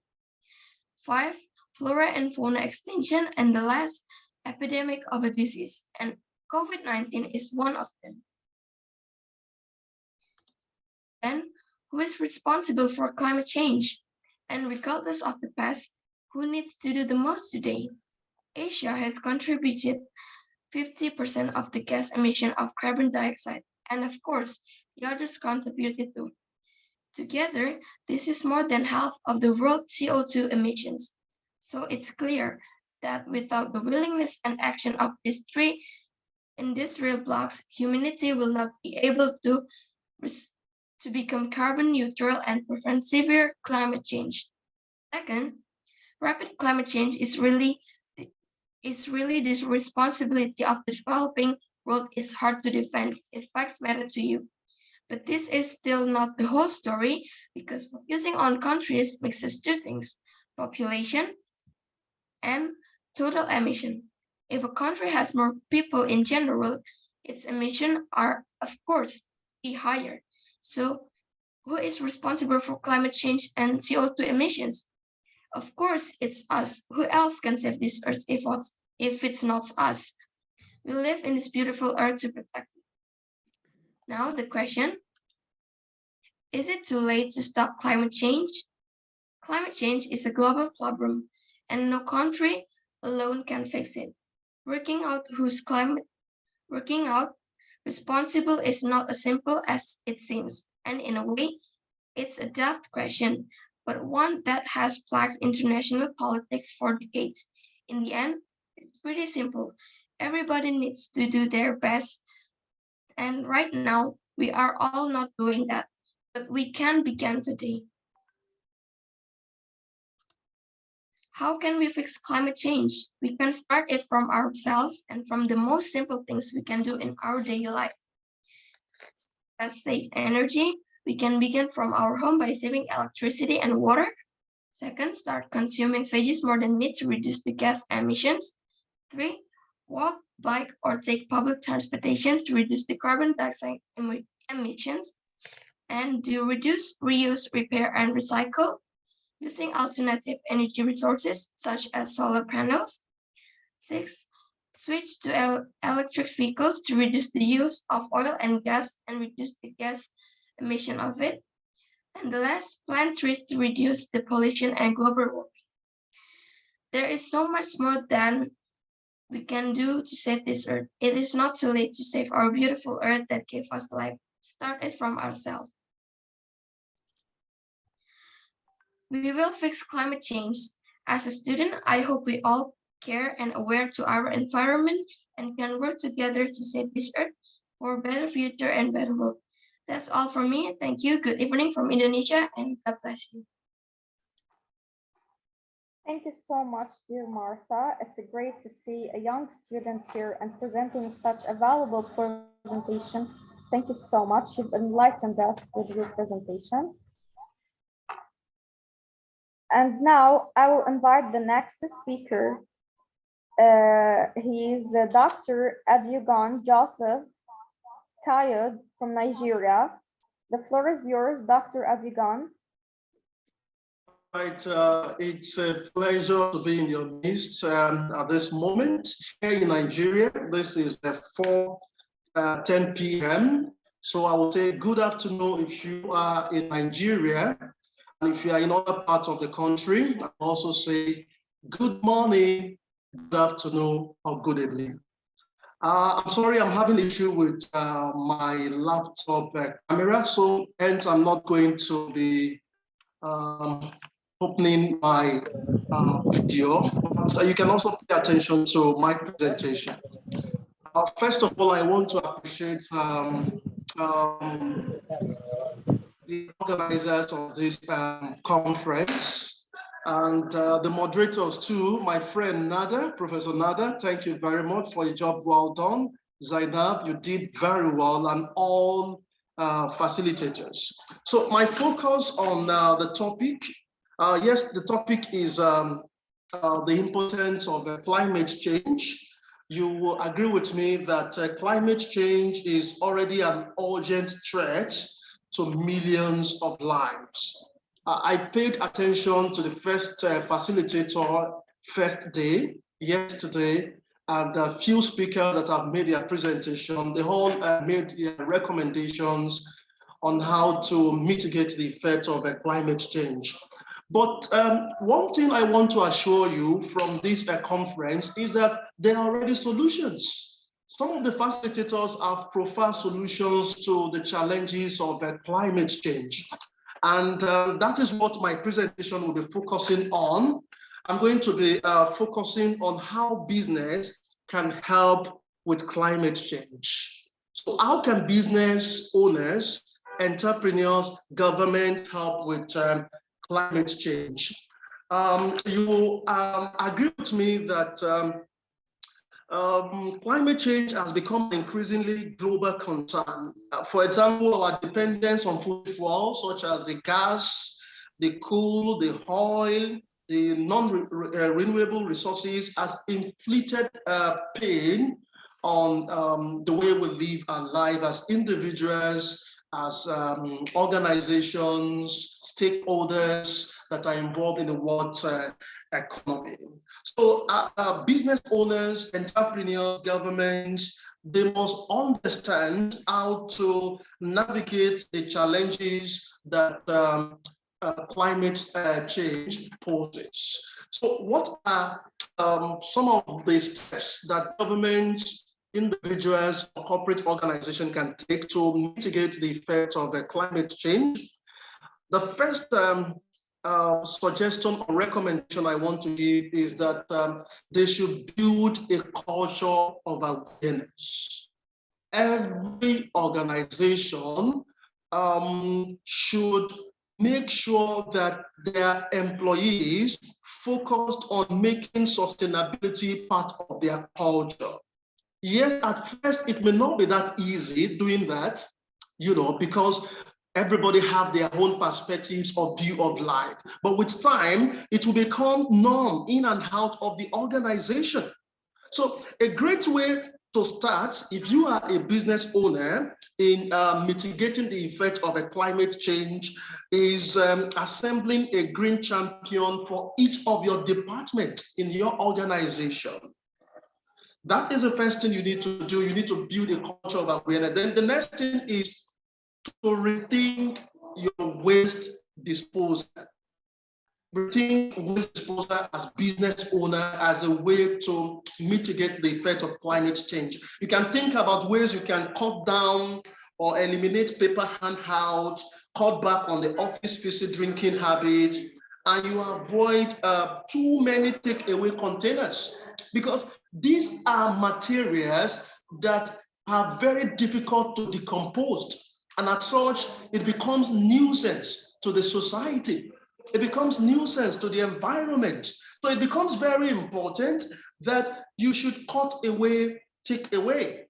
Whether you are having, maybe you're having a function where you need to share gifts, reduce, take away. It will help to manage the effect of recycling, water bottles, and the rest.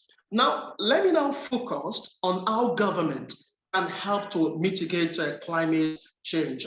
Having mentioned what individuals, entrepreneurs can do, government is advised to invest in renewable energy.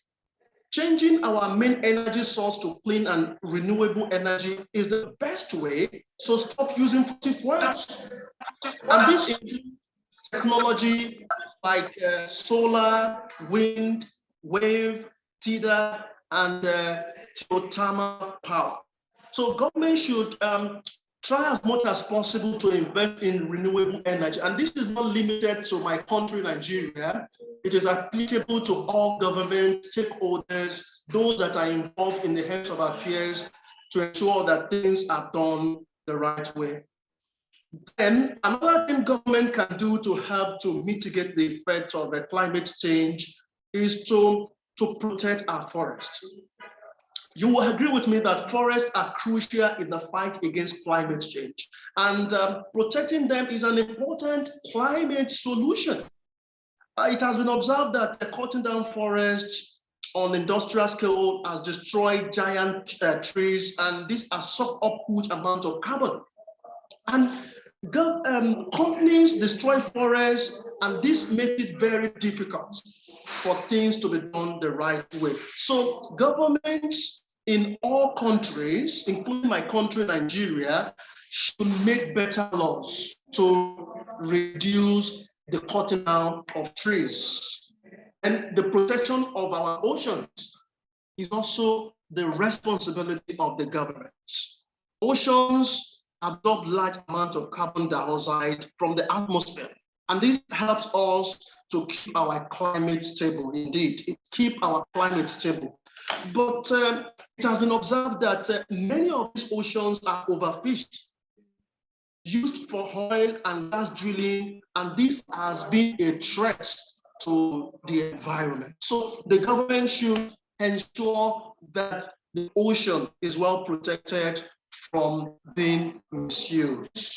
Then I also want to advise that the reduce of plastic should also be encouraged. Plastic, as you may rightly be aware, is made from oil, and the processing of extraction, refining, and turning oil into plastic. Even the polluter for clothing is surprisingly carbon intense. Dr. Adel June, thank you. Please, all right. first conclusion. You cross the time, please. Okay. More opportunities. All right, all right. Thank you very much. So in summary, individuals, corporate organizations, governments, and play a part by making better choices about where they get their energy, how they travel, what they eat, and the activities they get involved in. This, in a way, will help to protect our environment. Thank you very much for this opportunity. I appreciate all the facilitators and also International Internship University for this opportunity. Bye. Thank you. You know, now at the end, we see your presentation, one slide. Thank you. It was a great speech. I hope that in Nigeria, that will be with the government. So then that will be the solutions, your solutions, and your great academicians like you, Professor Charles, and all from Nigeria. We are proud on you all because you are working, preventing, and giving so many solutions for doing this. A great presentation. We see now your slides. Thank you. Thank you very much. The causes, the intensive farming, and all other. Please, let's continue. You can stop sharing. Goodbye, and thank you very much for your great speech. Now, it's time to call our next speaker. Our next speaker is Ambassador Modeste Noel Che. He's coming from Cameroon. Welcome, Ambe Modeste Noel from Cameroon.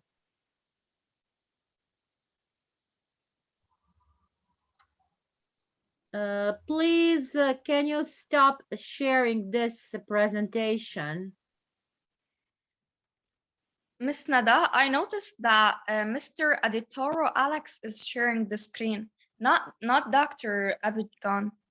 So, Mr. Aditoro Kwazim, please then continue with your presentation. Yeah, the floor is yours, Mr. Aditoro Alex.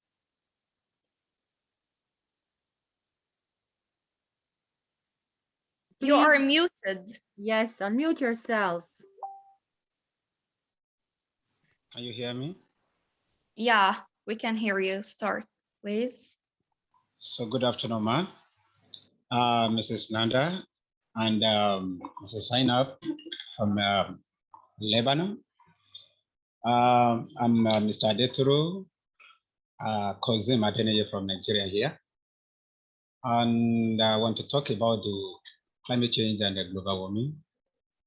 And I want to congratulate every speakers of today's conference. Today's 8th September 2022. Well, ladies and gentlemen, as I do believe that many speakers have talked about climate change and global warming, and many speakers have provided many solutions that if we embark on them, definitely our environment can become more inhabitable. But let me just start from my own angle. Talking about global warming, we all know that it's a phenomenon characterized by increase in average temperature of the Earth. Are you okay? And by the time we are talking about the climate change, we must know that the Earth is becoming warmer every day. And why do we have the Earth becoming warmer? It is as a result of increasing global temperature. The atmospheric temperature is increasing every day. When we look at, let us look into these, let me say, we look into this graph. Look at this graph now, and let everybody go along with me. From pre-industrial era, you will see from 1880 down to 2020 here, you can see the movement of graph telling you that there is an increase in temperature every year, on and on, over century upon century. And then we have IS in 2020. So this graph illustrates that there is a change in global surface temperature from 1951 to 1980. We have the highest temperature of the Earth in 2019, coming down to 2020, up to this present time. You will agree with me that when we are talking about this increase in global temperature, which is resulting into global warming, what are the causes of this? What are the causes? Yes, let us look into this, the causes of global warming. One of it is the normal things we do that the majority do not know that is contributing immensely into the heart warming. One of it is a burning of fuel in houses, in vehicles, and many other areas. We use a lot of fuel, and that one is contributing to the release of heat into the atmosphere. So burning of coal, gas, and oil produces carbon dioxide. And the carbon dioxide, the CO2, is one of the gases that bring about a greenhouse effects, because the heat coming from the from the sun will not be able to reflect back into the atmosphere. And that is one of the ways by which the heat retains on the earth, making the earth to become warmer than normal. You will also agree with me that the way we deforestation, the way we deforest our forests is also resulting into global warming, because it's a major contributor to the climate change. We cut the tree down from our forests, we don't replant them. And trees, the forest, they are using CO2 for photosynthesis. And that is the way they produce their food. And when trees are being cut down, automatically the CO2 will be there. And the CO2 will be what? Will be radiating in the atmosphere. We just have to know that cutting down the trees in the forest is one of the ways by which we allow the global warming to come into our life.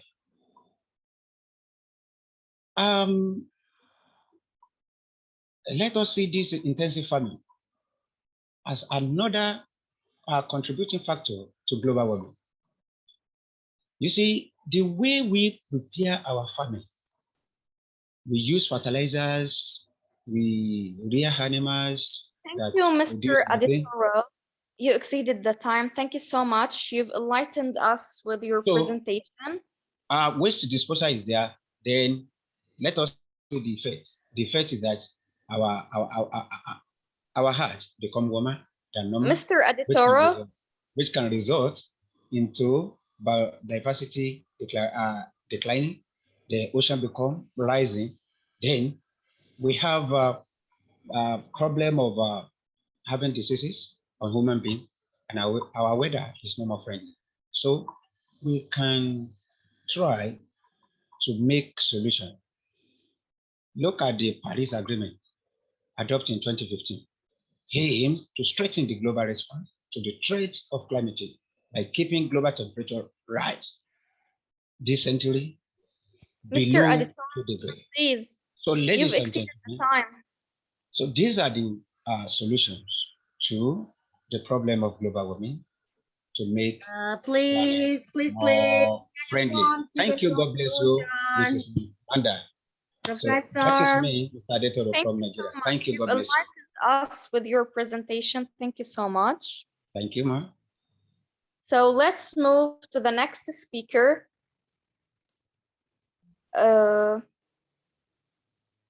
Mr. Muhammad Hamid from Pakistan.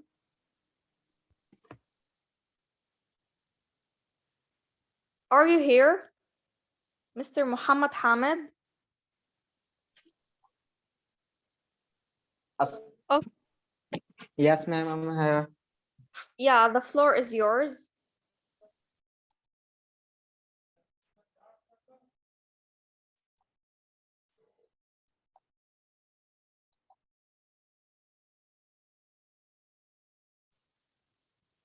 Yeah, Mr. Muhammad, the floor is yours. You can start.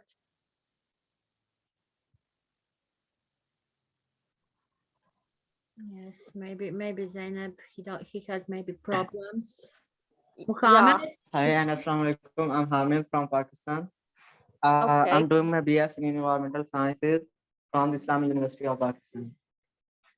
So let's. So we What hope, is actually that climate change? you have a help this few days because you are taking care and doing in great environment science. So did you get new knowledge? Did you get know new things? Muhammad? Yeah, I'm listening. Hello. Okay, yes, you can continue. I think that you didn't hear me. Please continue.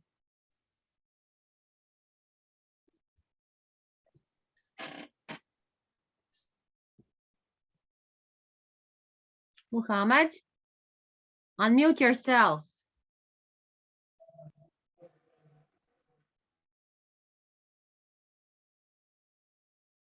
He is unmuted. I believe he has a technical problem. Yes. Let's move to Mr. Shirinda Prince. Mr. Hello. Hello, you please continue, Muhammad. Please continue. So what is actually climate change? Climate basically a long weather pattern over a long term. So what are the causes and effects of climate change? Climate change is basically due to the greenhouse gases. As you listen in newspapers and TVs about the floods in Pakistan. These are the some sudden causes of climate change that we face here.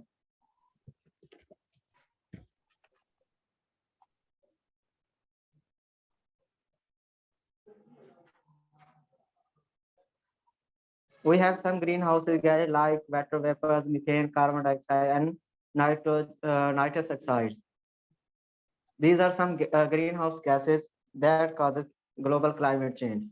Global climate change is the climate change over the whole world for a long period of time.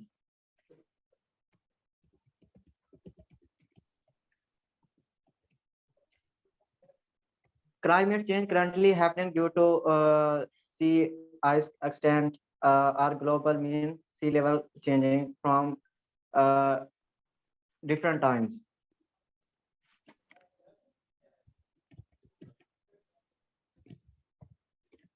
Climate change is basically some natural activities or anthropogenic activities.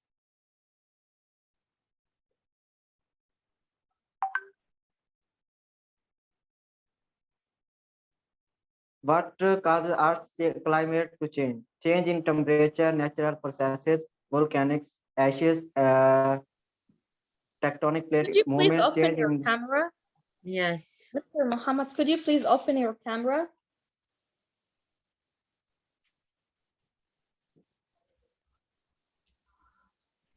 Hello. Zainab, Hello. no. Yes, please. We want to see you. Yeah. You know, here it's all dark and I'm opening my camera because I have noticed.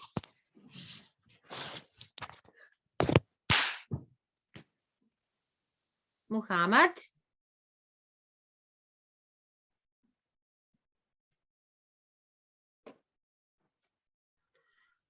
Muhammad close his mic and close his camera. So let's continue. Thank you. Thank you very much, dear Muhammad, for your speech. Okay, please continue. We don't have time. We are waiting you 10 minutes here. to tell something.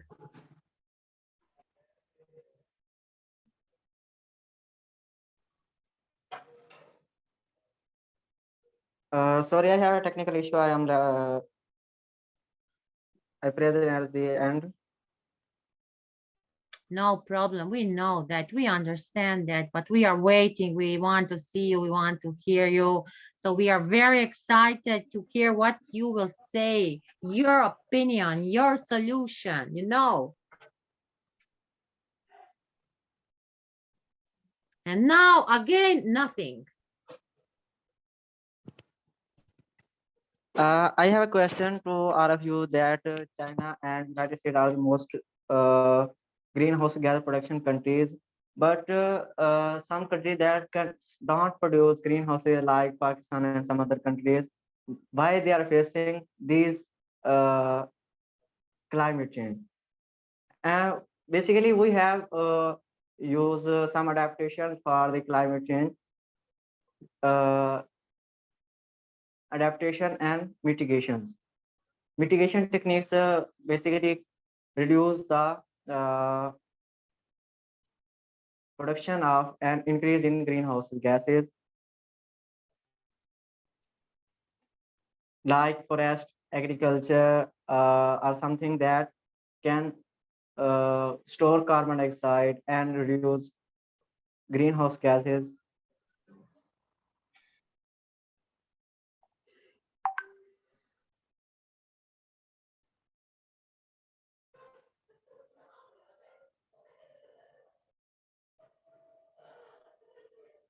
And after green gas, what then? I have a question that China and United States, China contribute to 30% of the greenhouse gases production. So some countries like Pakistan and some developing countries are facing these circumstances. Great, excellent. Like now we are facing flood situations are due to this climate change pattern.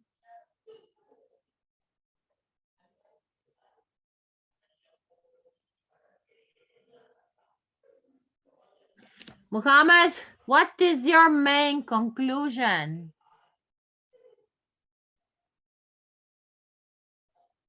Please.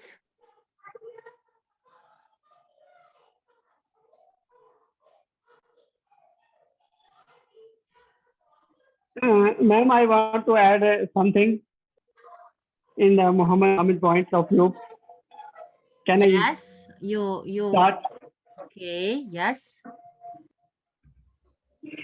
So basically, Muhammad Hamid was asking about mitigation and the adaptation. So he was giving us option. We have to move forward for the adaptation. If we more adaptation option give us reducing greenhouse emissions as well as comforting us our environment. So, thank you. Thank you. You are his professor, Muhammad Makas, am I right?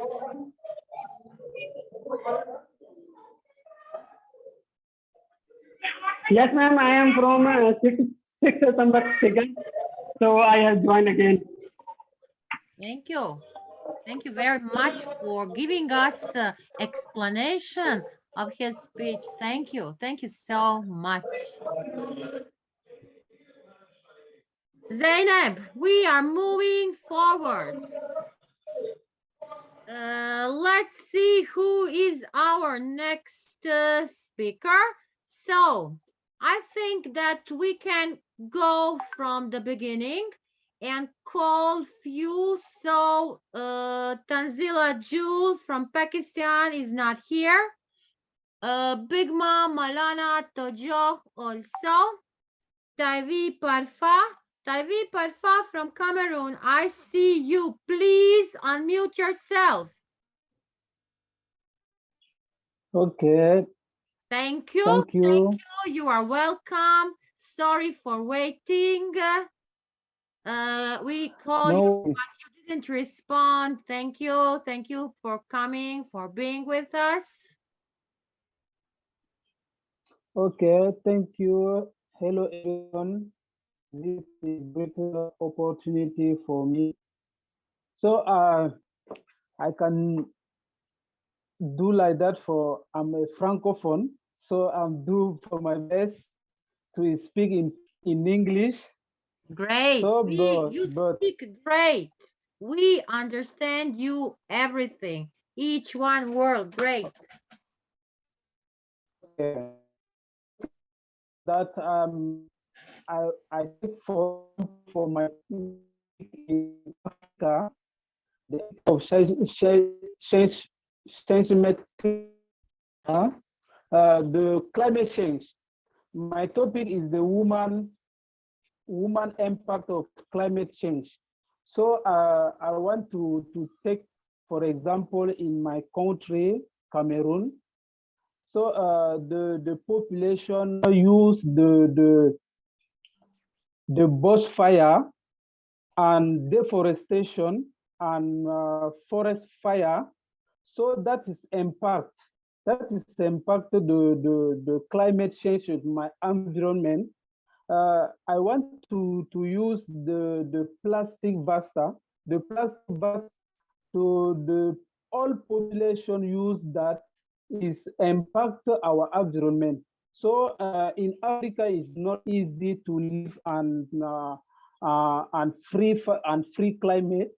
So that is you all the plastic vast and bushfire also on that is impact our environment. So the me or the leader of association. So if we have the project to change the impact of climate change. So is that easy to have a financial of this project? I want to say that if the one and three organization to put the action, they put the action together. So that is impact. That is impact our climate change. So I take for example for global warming. The global warming is it that is the population and people and so that use the deforestation and fire and bushfire. That is the whole thing to impact our environment in Cameroon. So I want to take the solution, take the solution like that is the training of the university, the training of the many institutions. So that is the whole thing to dress our climate change in our environment in Cameroon. So I want to take the plan more dress and reduce the necessary the vast. That is the whole thing to impact our the action to the climate change in our environment. I now have something to add like this, to add so on. So that is the small thing to for me to speak with us and to find the solution of this climate change in our environment. So I'm so sorry, I'm a francophone, so I'm do for my best to speak in French, in English, so it does not easy for. I want to thank UU, the IIU, and Corina, that is my friend in Facebook.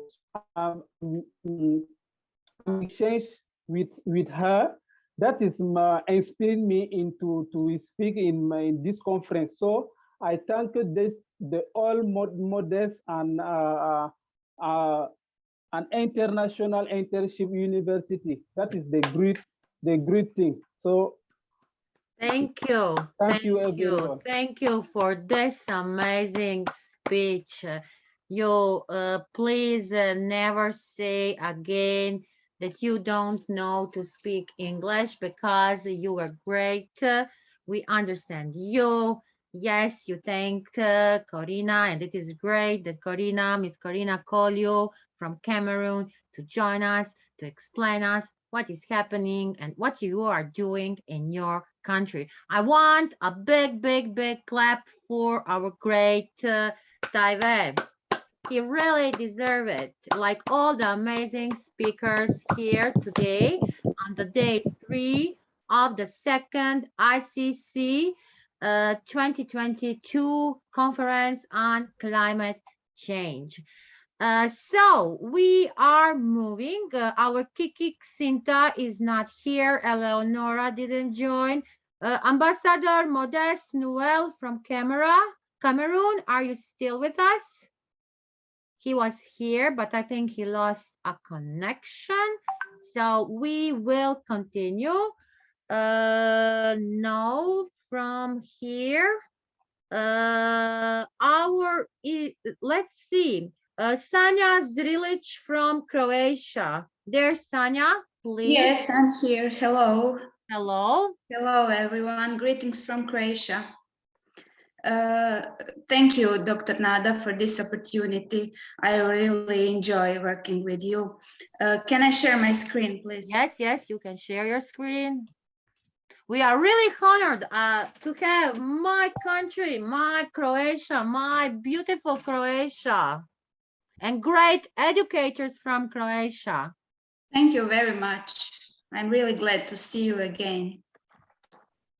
So I will tell you something about Sustainable Development Goal 13, climate action. I am a teacher. I teach at secondary school of economics Vukovar. So I teach my students about climate action, about sustainable development goals, and about environment. First of all, climate changes. There is no country that's not experienced the drastic effects of climate change. Greenhouse gas emissions are more than 50% higher than in 1990, and global warming is causing long-lasting changes to our climate system. Global warming is warming of the Earth's surface and the lowest layers of the atmosphere caused by the greenhouse effect, which also leads to global climate change. A greenhouse effect, although the climate has changed in its past, current global warming is though to be due to human influence. Its increased emissions of greenhouse effect, mainly carbon dioxide and methane, which are mostly released by human fossil fuels in energy production, and loss of forest caused by logging and droughts. Based on the opinion of a significant number of scientists, the change in the ice sheet on Earth shows the unquestionable warming of the last 100 years. It's estimated that by 2100, the air temperature would be higher by as much as 1.5 and to 5.8 degrees, depending on the degree of increase in greenhouse gases. Consequences of global warming are catastrophic for some parts of humanity. The potential for reducing greenhouse gas emissions from waste management is significant, so I teach my students to recycling. People should be encouraged to save natural resources, strive to reuse plastic, glass, wood, and recycling. It is the way we reduce the use of resources and energy consumption, and the amount of waste is reduced. Recycling, precisely because of all the above, what I have said, I carried out the activity with my students of making container for waste separation. The students painted the cardboard boxes with acrylic paints according to which waste is sorted. Red for batteries, blue for paper, yellow for plastic, and green for glass. And in this way, we also recycled. This is whole procedure, how we done it. Waste sorting recycling is encouraged by waste separation. So this paper is precisely the connection of this activity with the development of students' awareness of reducing the harmful effects on the environment.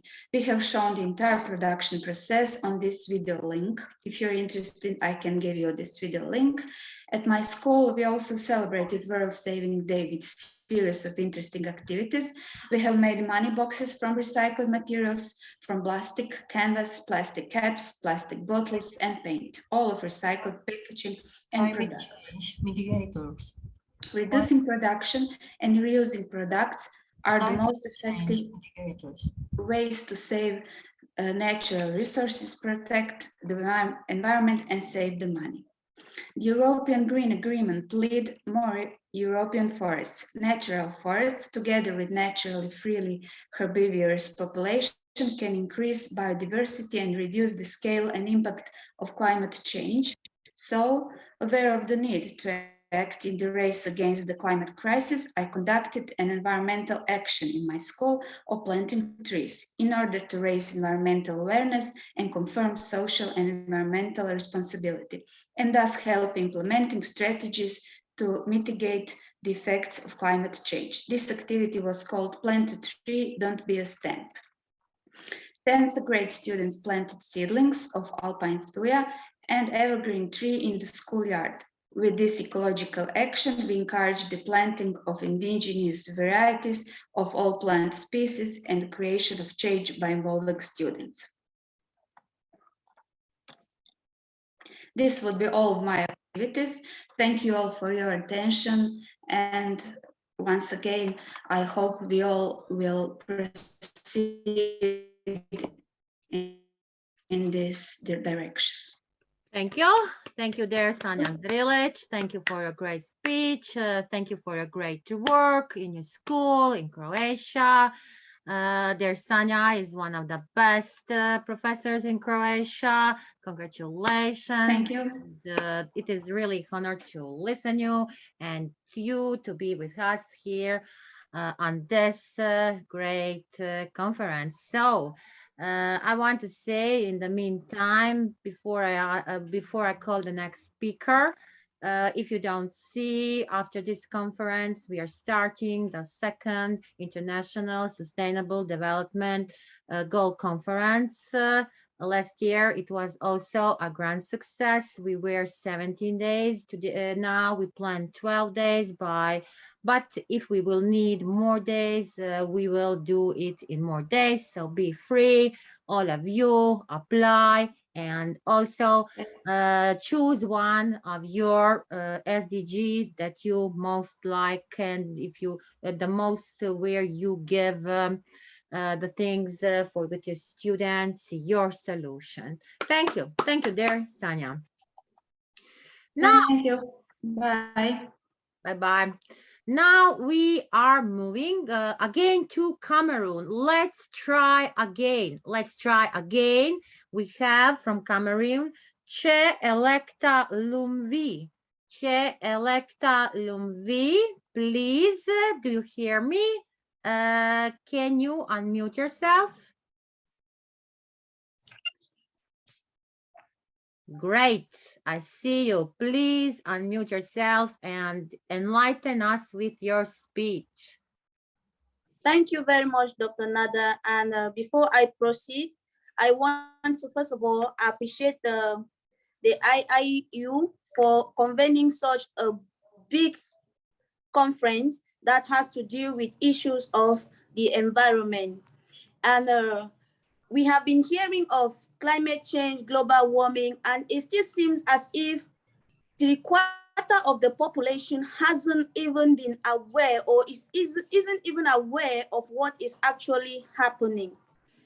Now, before I proceed, I would like to first of all define what climate change is, because there is an increase in its effect, which is causing a lot of havoc to the universe. Climate change is defined as a long-term change in the Earth's overall temperature with maximum and permanent ramification.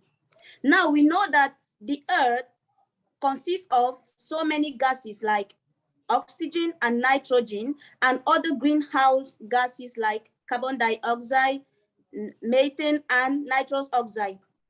Now, the sunlight, the light from the sun hits the Earth's atmosphere, and the Earth absorbs part of the energy. The rest of it reflects back into space. But because of the presence of the greenhouse gases like carbon dioxide, it traps this energy that is going back into space and redirects it into the Earth, thereby causing the Earth to become more warmer. Now, scientists have noted that the Earth or nature is not actually the cause of these changes in climate. Rather, human activities, human beings like you and I, are the ones responsible for these intense and accelerating changes in the climate. Now we begin to ask, what are some of the things that human beings are doing that are causing climate change? We begin to talk of the burning of fossil fuel. We talk of the farming of animals for food processing. We talk of deforestation, waste and recycling, pollution, just to mention a few. Now, when we burn fossil fuel, it mixes with heat, which in turn creates a thick smoke in the atmosphere, which becomes so toxic to the human system. Now, it can cause respiratory diseases in human beings, which can be deadly. I take an example of Beijing. Sometimes if you're really used to that area, you realize that sometimes it is difficult for you to go out of the house without wearing some sort of a surgical mask because of the thick smoke that is in the atmosphere. The place is heavily industrialized. Now, the massive amount of excrement secreted by animals equally releases a lot of carbon dioxide, methane, and hydrogen sulfur to the atmosphere. And we know that methane traps heat about 3 times or 8 times more than carbon dioxide. So we have about 56 billion animals being raised all over the year annually. That is about 8 times the normal population of the Earth. And it is so much junk to deal with. What are some of the possible solutions to climate change? Now, I'll first of all congratulate everybody for being on this program, because you are one step ahead in achieving something pertinent that could go a long way to curb climate change. By attending this program and by educating yourself and creating an awareness on the fact that climate change actually exists. Because if you do not believe in the reality of something, you will not be able to forge ahead to provide some solutions that will be able to combat the situation. Now we should deviate from burning fossil fuel to using renewable energy like wind energy and solar energy.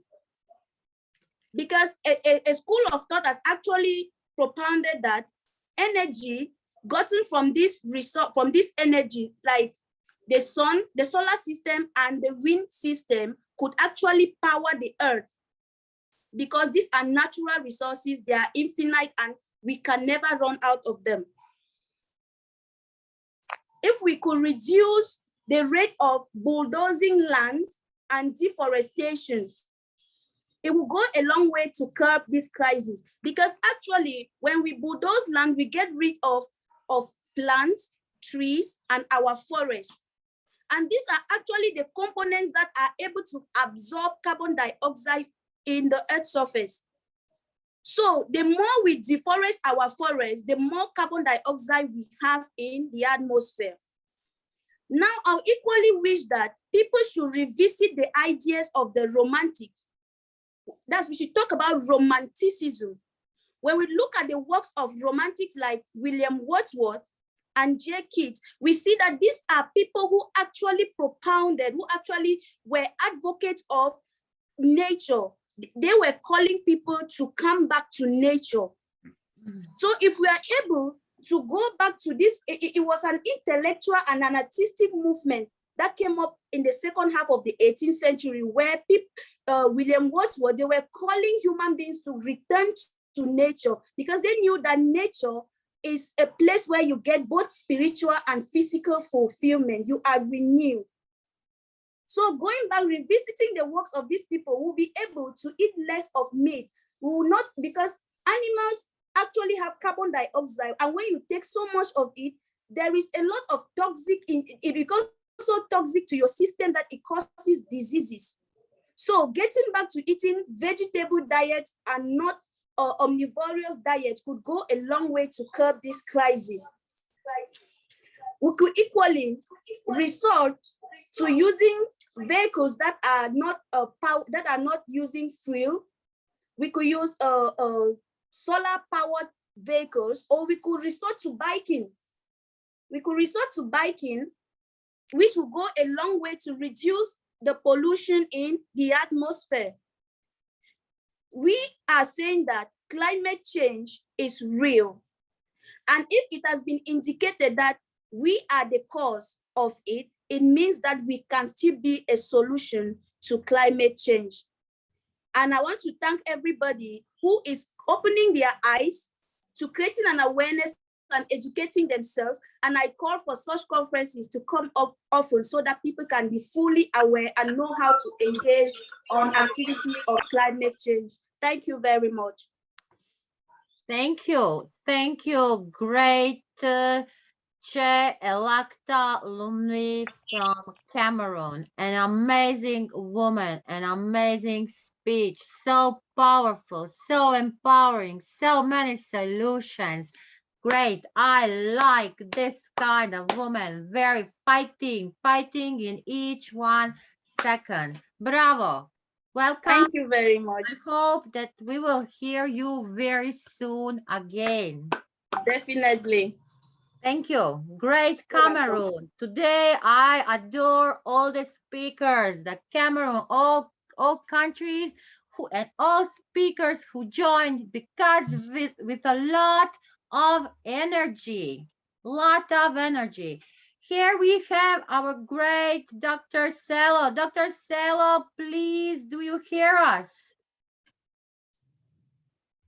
He has problems. He's with us, but he didn't correspond, nothing with us, no communication, no collaboration. Okay, let's call our great UK Ambassador, Dr. Simeon. Welcome. Please unmute yourself. Thank you very much. And please listen, I know you can speak till tomorrow and not stop. Please be clear and listen. After 5 minutes, I will stop you. So please, your main conclusion. No problem. I won't take much time. Thank you very much, man. Yes. Yeah. Good day, everyone. Today, I'm not going to take much of our time, but I have a little slide to share. Okay, yes. So let me share my screen. Am I permitted? Share. Okay. Okay, man. Thank you very much. You know, your desktop is like mine. You need to make folders because I know you don't have time to do that. Yes. Yeah. Am I right? Yes, you are right. So, my screen is visible. Yes, great, Dr. Simeon. Yeah. Yes. So today, I want to talk about solution to climate change disaster. And that is what I'll be talking about, solution that we have to climate change disaster. Why do we need solution? My name is Dr. Simeon Peter Olushola Beleyi, PhD Computer Science, Vice President, WAZZ Group, UAE. Why do we need solution? I am a climate change solution specialist. Since I care deeply about natural world I resolved to do what I can do to address climate change. And since I'm a parent as well, I wanted to be able to tell my kids that I did all I could to give them a better future. Why do we need solutions? Scientific consensus on global warming told us that 97% of climate scientists, they agree that global warming is real. So if global warming is not real, then we won't need a solution. And we know that it is caused by increased greenhouse gases. And in addition to that, we realize that human activity is causing almost all the increase. So we have greenhouse.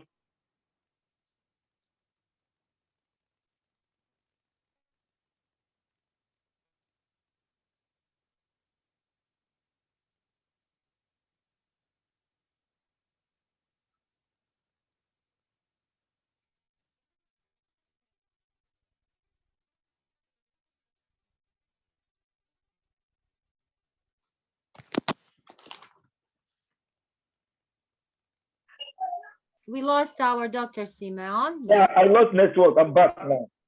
I'm back now. Yes. So I proceed. So human activities is the cause for all the increase in greenhouse gases. Then I move to the next slide because I don't want to take much time today. Then we have in 2017 we have incident of flood. Incident of flood as a result of national climate assessment found that heavy rain events are increasing nationally, both in Maryland, in Nigeria, across the world. It's as a result of climate change effects. Then another one is that around 39,000 people live in areas of Maryland below 4 feet elevation above sea level. For this area, there is 99% risks that at least one flood taking place between today and 2050 in the Maryland area. As it is happening in Maryland, it's happening in Nigeria, it's happening in other countries of the world. And there is an ample room for hope. There is hope. And that is what I am here for. I want to let the whole world know that there is hope for this climate change disaster. And what is the hope? We have the technologies that can replace fossil fuel power generators. There are technologies that we can use to replace all these fossil fuel power generation. Once we can replace them by country, then we will have solutions. And what are the options we have? We have solar option, we have wind option, we have nuclear option, and other power storage has been demonstrated as well, like grid scale power storage subject of current best act bill before Congress as well. This one has been presented in the US. Then also we have many well-studied legislative approaches to reduce carbon emissions. And even those approaches, they will create jobs, they will improve health, and they won't damage the economy. Some of these approaches have already succeeded in California as well and in other countries. So what we lack is the political will to demand this from our government. The political will to demand all these solutions from our government, because our government follow their constituent lead. So if we all can demand for that solution from our government, then we'll be able to have solution to climate disaster that is coming upon us. Then lastly, we have a solution. WaveVivid Group has got a solution. Our tri-hybrid nanotechnology is the solution. And we are working by country, we are working related with country by franchise partnership per country. So if every country can partner with us through franchise partnership, then we will solve the problem of climate change. What does our tri-hybrid nanotechnology do? It does three things according to the name, tri-hybrid. So the first thing is that it captures carbon substances, carbon dioxide, excess carbon, and all these toxic substances from the atmosphere wherever we plant it. And we plan to plant it by community based. So wherever we plant it, it will capture all those carbon and toxic substances from the atmosphere, and it will release molecular oxygen down to the environment, which human being can breathe in. So that one alone has solved one of the climate disaster. You know, human beings need to breathe in molecular oxygen and breathe out carbon dioxide. So since we don't have trees everywhere, this one can serve as a tree. It will absorb the carbon dioxide from human, and it will now release molecular oxygen in return. It will also absorb all those pollution from fossil fuels that we are burning through our vehicles and everything. It will absorb it, and after absorbing it, it will release molecular oxygen in return. And so we will breathe well. And once we breathe well, then we will live well. Then the second thing that it is doing, it is going to solve the solution of water. We will drink well. You know, most of the water we are drinking across the globe, they are contaminated through all the dam usage of dam, seeking for oil well from the deep, digging hole, digging borehole. All these ones are causing collapse of buildings across. So now our technology will source for water from the thin air, from the cloud, to source for water from the cloud. And once it source for water from the cloud, where the original water comes from. So then we are going to have a reservoir, and it will synthesize the water and generate carbonated natural drinking water in return. Then we give it to people to drink. Then finally, to save much of our time, our technology, the third function is to generate 24/7 green electricity. 24/7 electricity, wherever it has capacity. A plant has capacity to power 1,400 households per community. A single plant of ours has capacity to power conveniently 1,400 households. And not only that, it is storable.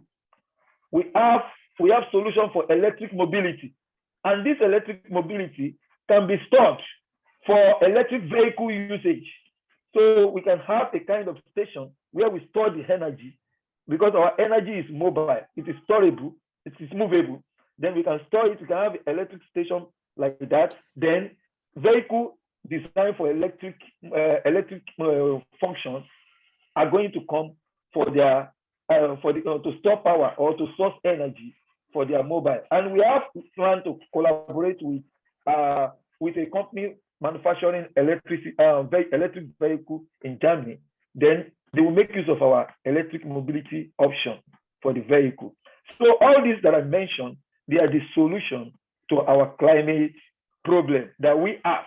We have started developing franchise partnership with different countries, and we are starting, by God's grace, in this coming month with South Africa for the first implementation. And also other countries are on the line as well. So if we can compel our government, according to what I said in the former slide, that if we can tell our government we have solution, switch to the solution to this climate disaster, then we will solve all the problem of climate change across the globe. So thank you very much for your time. Thank you, Professor Nada. Thank you, IIU. Thank you for the little time given. I really appreciate it. What to say on your great speech today. Amazing, like always, very short, very clear, great solutions, everything great. Thank you. Great Nigeria, great Nigeria. Yay. Yes, Professor Charles, we have our Professor Charles. Professor Charles is here always with us. Great Nigeria, great IIU, head Africa. Africa, yes. Yes, but listen. We are now moving to another continent. We are coming again to my continent, to Europe. We are calling our Professor Eleonora Burnett from Romania, now in Romania. Professor Eleonora, welcome. Please unmute yourself. We don't hear you.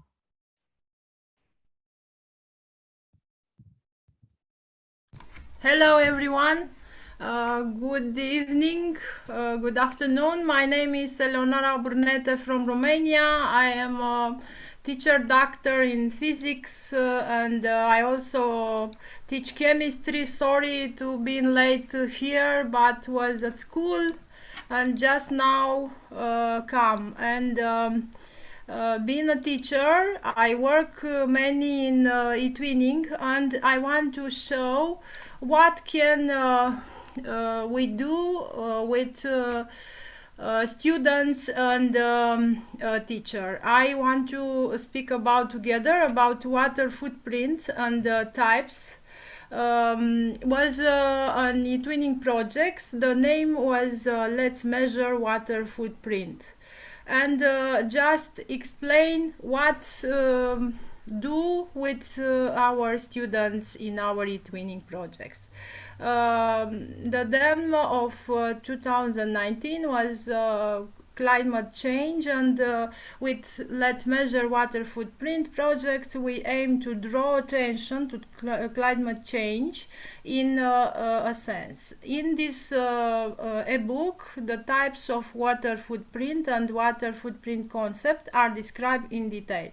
In the last part of the book, there are many information about what's provided on water saving. What kind of types are the water footprints? There are three types: blue water footprints, green water footprints, gray water footprints, and how to save the water. This is our poster on our e-twinning projects. Was 9 country with 6 students. What is water footprint? What is important water footprint? Everything we use, wear, buy, sell, and it takes water to make. Water footprint. Water that people use directly and indirectly as well as that which was used to produce food and things for everyday use. The water footprint measure the amount of water used to produce each of the goods and services we use. And the water footprints also allow the calculation of the effect of water consumption in a particular region and or geography on thirst of water scarcity in that region. It's a program in Google you can use, and calculation its water footprint. Virtual water in the amount of water required to produce products, goods or service from start to finish, and mainly neglected and hidden component of production. It refers to the sum of the water used the various steps of the production chain. You can see the green water footprint, blue water footprint, and gray water footprint. These pictures, this component provide a comprehensive picture of water used by delineating the source of water consumer, either as rainfall or surface, groundwater, and the volume of fresh water required for assimilation of pollutant. Here is our poster. Water footprints are an assessment of direct and virtual water use patterns. What is fresh water is vital to life, but as the world's population grows, so does its use of water. It takes water, a lot of it, to produce foods, to make energy, and to manufacture consumer products. This is what now are virtual water. Water food, sorry. The water footprint, it's the first is a blue water footprint. The blue water footprint, what is this? Is the volume of fresh water that evaporate from the global blue water resource, surface water and groundwater to produce the good and service consumed by the individual of a community. Blue water use refer to the volume of irrigation water withdraw from a surface or groundwater that evaporated from a crop field during the growing period. Um, Blue water footprint has the second largest part in water use in agriculture, so irrigation and efficient use of water is very important.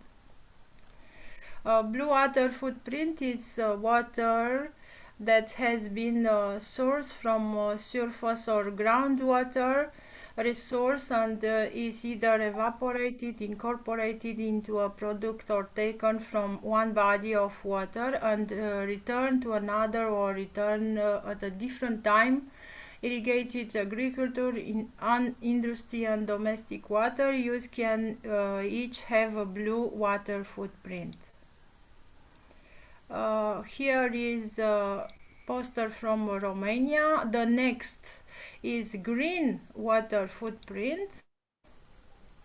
What means green water footprint? It's the total volume Professor Eleonora, please come to your conclusion. You know, we have only 5 minutes, please. Yes, just a little. I want to show just some advices from our students. Yes, How show can that and conclude it. Yes. Yes, just a little. I know you are all here amazing, but we really we go through the time. If we say 5 minutes, please respect the time. I know you all are doing great. Yes. Here is advice. For example, reuse shower water, split the cistern. The shower water is for the cistern. Many advice from our students for don't waste water. Water is very important for us. Without water, life doesn't exist. Thank you very much. Thank you. Thank you, dear great Eleonora. Our great Eleonora is really an amazing professor in Romania. She's working a lot on the project eTwinning Erasmus and with her students. So really proud on you, dear Professor Eleonora. Thank you. Thank you very much. Now we will again call our ambassador Modeste Nouelche from Cameroon. Please, are you here now? Do you hear us? Yes, I can hear you. Great, finally. Finally. Welcome. Thank you. Good afternoon, good morning, good evening to everyone. I'm Dr. Ambi Modeste from Cameroon, and I'm an eco-linguist. So today I'll be talking about capitalism, human greed, and anthropocentrism, and ecological injustice. So we're looking at how capitalism has contributed to what we are talking about today, to climate change and to the environmental problems that we have today. So basically, capitalism is all about making wealth, consuming things, and without actually thinking about the effects. So our human greed has actually led us to what we are today, because we keep felling down the trees in order to make money. And by so doing, what do? We destroy the natural habitats of the things that live in the forest. And in the long run, we face the issue of food crisis, and there is this ecological disharmony, because plants, other animals, other systems that actually support life do not have where to live again, because they've been displaced by human greed, the desire to accumulate wealth. So therefore, what is my proposal as far as solutions are concerned? I'm since I'm a researcher in ecological linguistics, and I've discovered that if we look back in time, going back to our cultures, if we look back into our cultures, we're going to discover that we have very ecologically friendly ideologies, very ecologically friendly traditions. So my advice as an educator is that we involve this ecological ideologies into the school curriculum, especially at the kindergarten level. If we teach our students to love the environment, to protect the environment, to live in friendly ways to the environment, then we're going to be able to easily mitigate, why not solve the climate crisis. We live in a world where everything looks like the world revolves around man. No, the world doesn't revolve around man. Man is part of an ecosystem. If you take out the other members of the ecosystem in the way man is doing, because we continue, we treat animals, we treat the natural world as if it is there just to serve man. All of these things have the rights. They have rights to live. So you look at it from a justice perspective, and you see that man is actually being unjust to the other ecosystems or to the other members of the ecosystem. Animals, they cannot talk. So man manipulates them, uses them the way he wants, kills them when he wants, cuts down the trees, makes money, and so on and so forth. And at the end of the day, the climate crisis is not a political crisis. We cannot solve it from a political perspective. Politicians will make the rules. They will say whatever they have to say on the television. But at the end of the day, it is the man back in the rural areas, those of us in the rural areas, who are still very much in contact with the natural world, who can actually provide solutions. It is important that we give power to those who are still in contact with the natural ecology, so that they can actually protect, preserve, and conserve the natural world. So at the end of the day, I would advise that we try to, as much as possible, we shouldn't try to tackle the problem from the top. We should go to the bottom. We should, our focus should be about teaching the children ways, ecologically friendly ways that they can actually live to see, to have a better tomorrow. So to end, I will say, let's live ecologically, speak ecologically, and why not? We're going to have a better tomorrow. Thank you very much for the opportunity, the International Internship University. This is something that we should be doing every day, because the climate crisis is something which we cannot sleep on. We cannot sleep on it, because at this point, we are getting to that point which is called the point of no return. Because the moment we cross that threshold, it's going to be very catastrophic. We've all talked about what is happening in other countries, what is happening in Pakistan, and most of the European countries. Then you come back to Africa, you're going to look at the amount of drought. You look at hunger and starvation. All of those things are some of the effects, the consequences of climate change. So it is time for us to sit up, look at the problem in the face, and then we tackle it from the base and not from the top. Because if you treat it from the top, if you try to paper it from the top, it is just like trying to cover a problem instead of actually diagnosing it from the basis and treating it. Okay, I would say I've come to the end of my brief talk. And thank you very much, Dr. Nada, for having me. Great, Dr. Modest. Really proud on you. And finally, we hear you. We are so proud on you, on your work. So continue doing a great work for your country, for Africa. Great, really, really amazing. Thank you. Thank you. Now, I'm calling Professor Yolanda. You want to speak today, as I see. Professor Yolanda? Yes. Please unmute yourself because I didn't see you here on the schedule today. So please, you can continue. Thank you.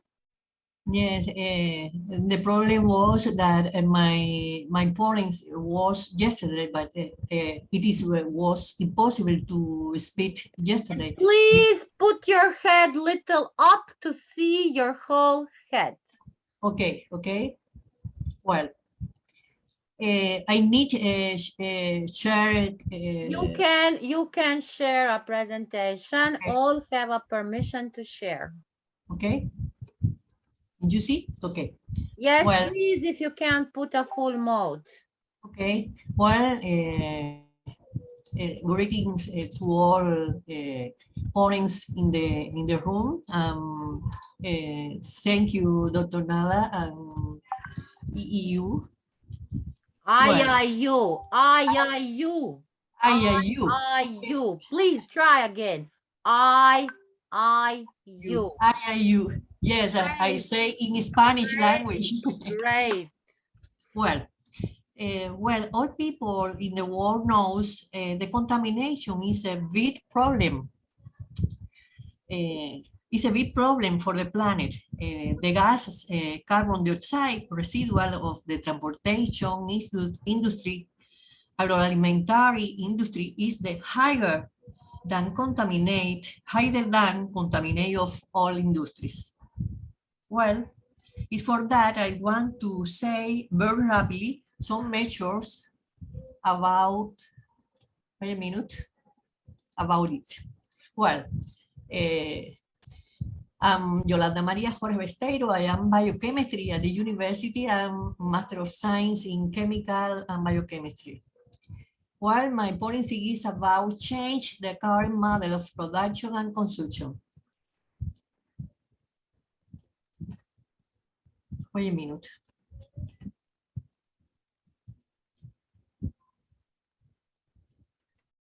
Well, climate change in mitigators. 1/3 of human-caused CO2 emissions are absorbed by terrestrial ecosystems, mainly forests. Forest sinks are important for climate change mitigation, and in temperate or boreal latitude, forest systems behave as net sinks. Forests are the largest carbon sinks. It is necessary to at least ensure that emissions do not exceed removals. Implement policies that support sustainable forest management beyond 2050 that make it possible to articulate the broad terms of management of forest systems. The demand for materials has not been separated from population growth and GDP growth around the world. It is imperative to preserve this trend as soon as possible by establishing urgent measures to stop the overexploitation of resources and therefore further degradation of the environment. In addition, there is inequality in the distribution of resources. The material footprint of high-income countries is greater than their national consumption of materials and is 13 times the level of low-income countries, indicating that the standard of living of people in richer nations is highly dependent of resources extracted from the poorest countries through global supply chains. How can companies contribute to SDG 12? SDG 12 aims to change the current model of production and consumption to achieve efficient management of natural resources, implementing processes such as prevention of food loss, ecological use of chemical products, or reduce the generation of waste. Likewise, it aims to promote sustainable lifestyle among the entire population and promotes sustainable tourism. Private sector companies play a key role in achieving these goals, having to incorporate circular economy criteria into their production and consumption models, promoting responsible consumption among the stakeholders and building a business culture linked to sustainable development. How can companies measure their contribution to SDG 12? Well, using the company's activities to promote sustainable production and consumption, participating in its workshop to disseminate good practice on issues related to the circular economy, eco-products, eco-service, eco-design, and sustainable stories, creating an industrial symbiosis taking advantage of the synergy of companies in the same area, creating tools that allow companies to better manage and control the supply chain, especially in relation to product and service manufacturing guidelines, reducing their total energy consumption, reducing their total water consumption, reducing the energy requirements of the products and services sold, recycle to reduce greenhouse gas emissions, and for last, using recycled inputs to manufacture the company's main products and services. Well, all people, we need, we must educate the society. That's all. Thank you. Thank you, Dr. Nada. Thank you, dear great Yolanda. Yes, we must educate the society. This is our mission. We choose to be an educator for that, for doing that. And if we continue doing it with our students, we will see the results. Thank you very much. Thank you, Dr. Nada, and thank you, IIU. Great. IIU, great. Okay, please, can you stop sharing your presentation?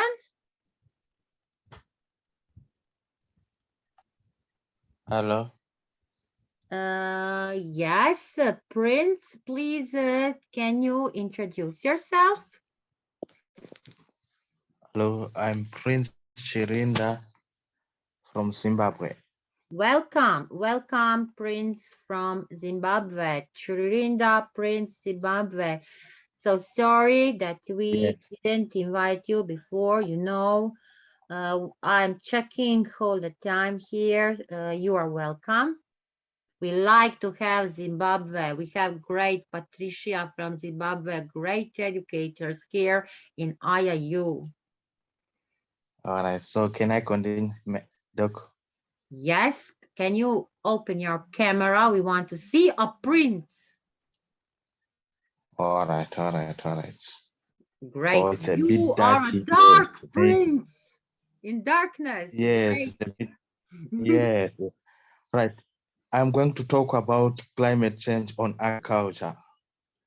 So I will start by defining what is climate change is. Climate change refers to the changes beyond atmospheric conditions that caused by both natural and artificial factors. The natural factors include orbit revolution, volcanic activities, and crystal movement. The artificial factors include increase in concentration of greenhouse gases, deforestation, increase in use of fossil fuels, and increase in fertilizer and chemicals. Right. I will move on to effects of change on agriculture. The unprecedented hike in temperature has resulted in increase in events of drought, floods, irregularities patterns of rainfall, heat waves, the extreme happenings. The ever-increasing temperatures are leading to high infestation of pests and diseases, which are greatly affecting agriculture. Poor quality of food and reduced yield as a result of climate change. I'll move on to possible ways or possible solutions to mitigate climate change. These include tree planting, use of 4 Rs, which are reduce, reuse, recycle, and repair. Use of conservation agriculture techniques such as minimum disturbance of the soil, intercropping, and agroforestry. Liaise with other farmers, academics, different organizations to keep up track of the latest developments. Thank you. Wow, great speech, great speech. We like your speech. Thank you. Thank you for your brilliant speech. Very short, but very clear. Here I want to see, I have a person. Let me check. Let me check. Thank you for Zimbabwe. Ing Ahmed IG. Who is that? Please, are you our speaker? No answer. Laura Araceli, are you giving your speech today for us? No. Ismail Selo, is your network better? Respected Selo, is your network now good? Can you join us? Okay. Muhammad Vakas, great students, great speeches. We will give you, if you want, a few minutes to say some words more. You are welcome. Please unmute yourself. Hello, great speakers. Hope all you are doing and like us with your knowledge. So, as I am a student, I want some precious guidance from all of you.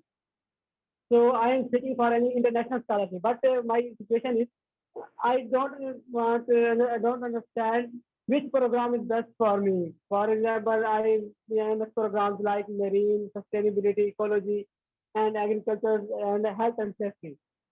So there are lots of international scholarships which can I apply.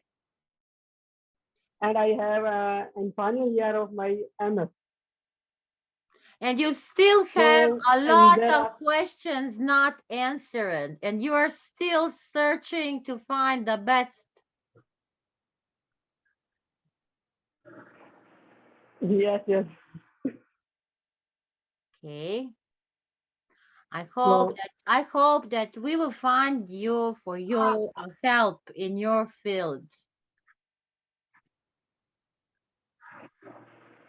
Hope for the best, and I'm very passionate for our humanity. We hope we will preserve our resources. Great. Do you listen me? Yes.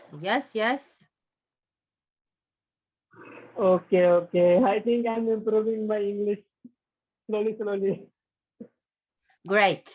You know, till you speak more, you will be better. More communication, more speeches on English, and you will practice it. You are great. You are young. You have a lot of years in front of you. So, passion, learning, continue doing a great work.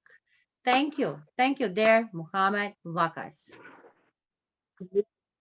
Now, as I see here on this great IIU platform, we listen a lot of our amazing speakers, our great students. I have a great moderator student. Today, we share a lot of new knowledge, a lot of new idea, a lot of new solutions. But we need little patience more. Now, before we finish, we have today with us a honorific guest, and you know that is a beautiful lady. She's coming from Georgia. She is IIU head of Europe. So also a IIU board member and a country director of Georgia. She started yesterday a great session called Kurt with Inga. So be courage and go to the cart with our great Dr. Inga. Welcome, welcome, Inga. Enlighten us. Oh my God, thank you so much. Thank you, dear. Welcome, welcome. Good morning, good afternoon, good evening. Welcome, everyone. It is great honor for me to be with you today. I have listened to the presentation and talks of your speakers today, and I am impressed and once again realize how important this issue is that we are talking about today. Thank you all very much. Your work is really appreciated. Thank you, IIU, for this opportunity. Thank you to our founder, Mr. Piyush Pandit, and the IIU team. And of course, your amazing professor, my dear sister Nadarat Kovic, whose energy and knowledge are limitless. Thank you, dear. You are most welcome. Okay, and now I want to talk for a few minutes about the problem of my country also. Climate change and environmental protection have become even more urgent during the coronavirus pandemic, which has clearly shown us that despite the development of technology, humans are still unable to respond so quickly to the challenges of nature and new diseases. Tackling climate change is one of the goals of sustainable development and an important priority of the United Nations Development Programme, UNDP. That is why the Rapid Development Laboratory of the United Nations Development Programme has chosen the study of issue related to climate change and the search for solutions as one of the leading directions of its activity. Georgia also is experiencing the consequences of climate change every day, yes, and it is impact on the country's economy and people's lives is worrying. Rapid melting of glaciers and activation of landslide process can be observed in Georgia.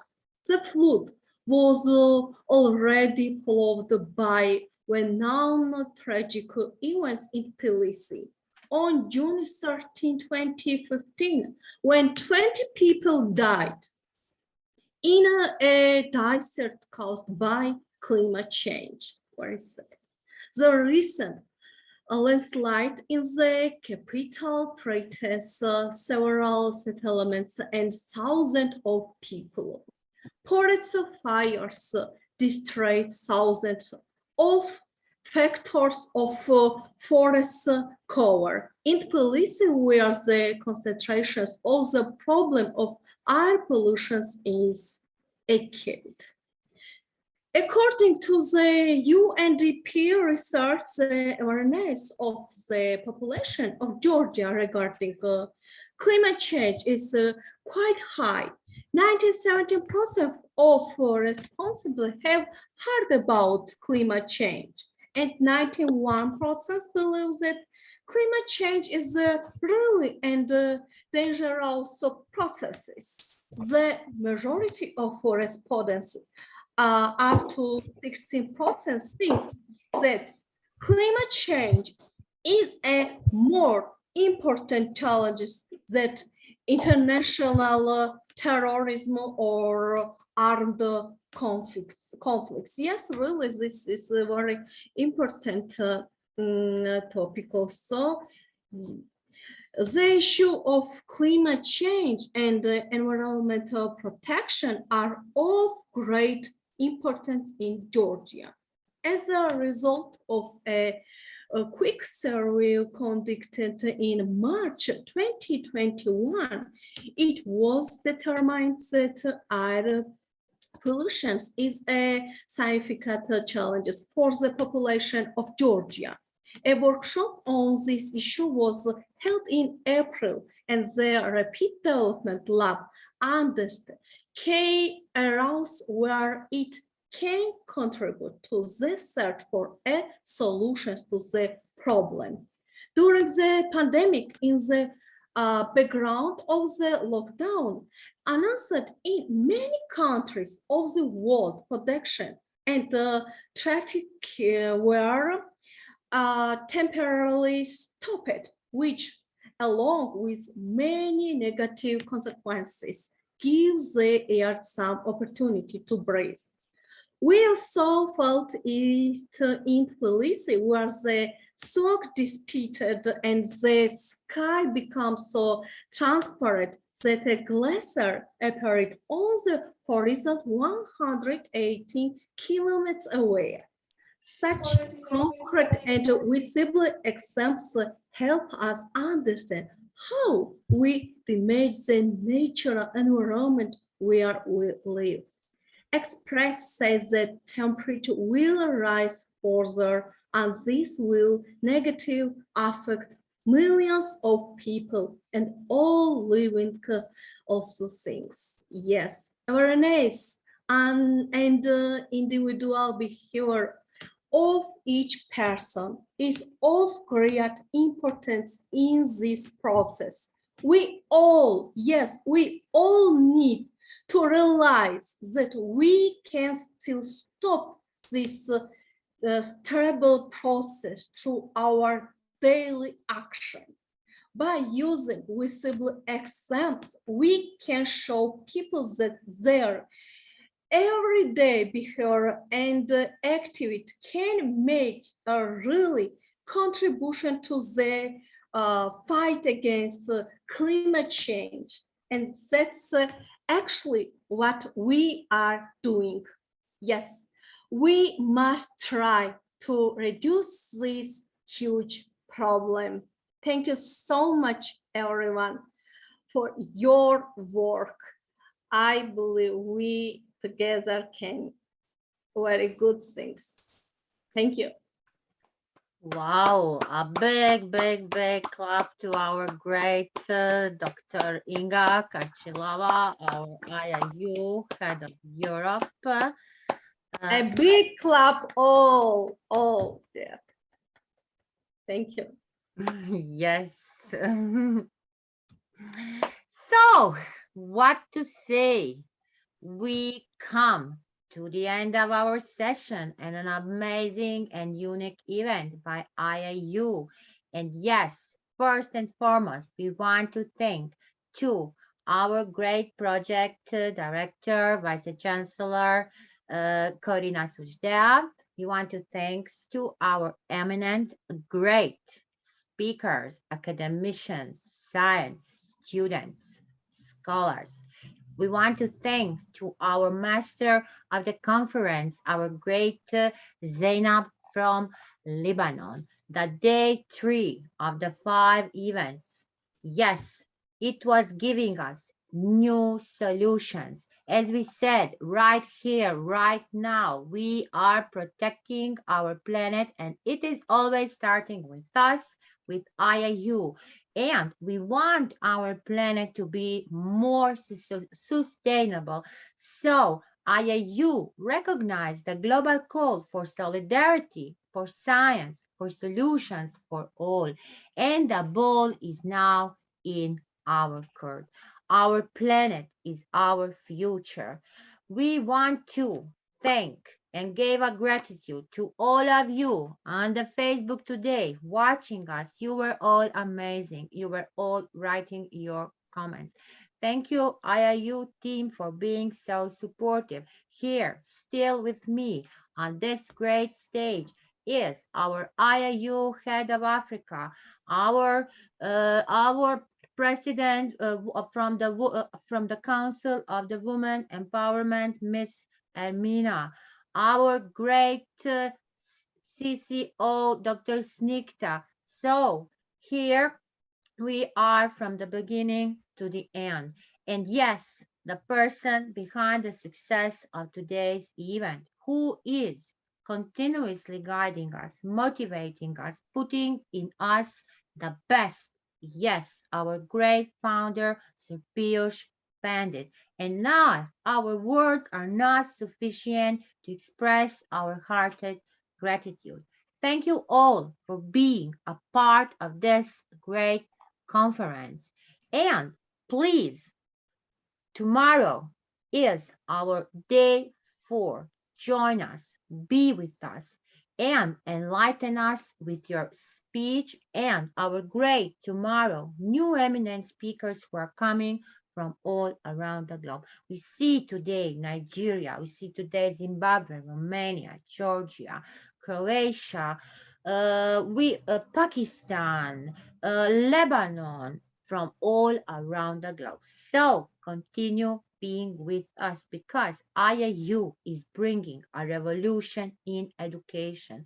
IIU is giving the options, the solutions for the protecting the climate. And that is only one field today, what we show what IIU is doing. So till tomorrow, stay safe, stay healthy, and build a bright future with IIU. Continue learning and growing with us. Thank you. Thank you. Thank you. Good night. Yes, Good night, everybody. Professor Charles, bravo. Yeah. Great. Thank you. Good work.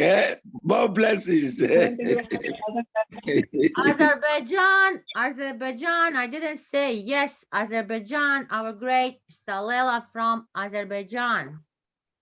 From Argentina, our great Marcela. So now I will not repeat the name of our speakers who missed this great session. Soon will be on YouTube. So please watch, share, and like. Bye-bye to all. Bye-bye. Thank you. very much. Bye, Thank our great student Muhammad. Be with us in IIU. We will help you in your environmental science. Be sure. Great. IIU, great. Thank you so much. Bye for now. Yes, sir. Under your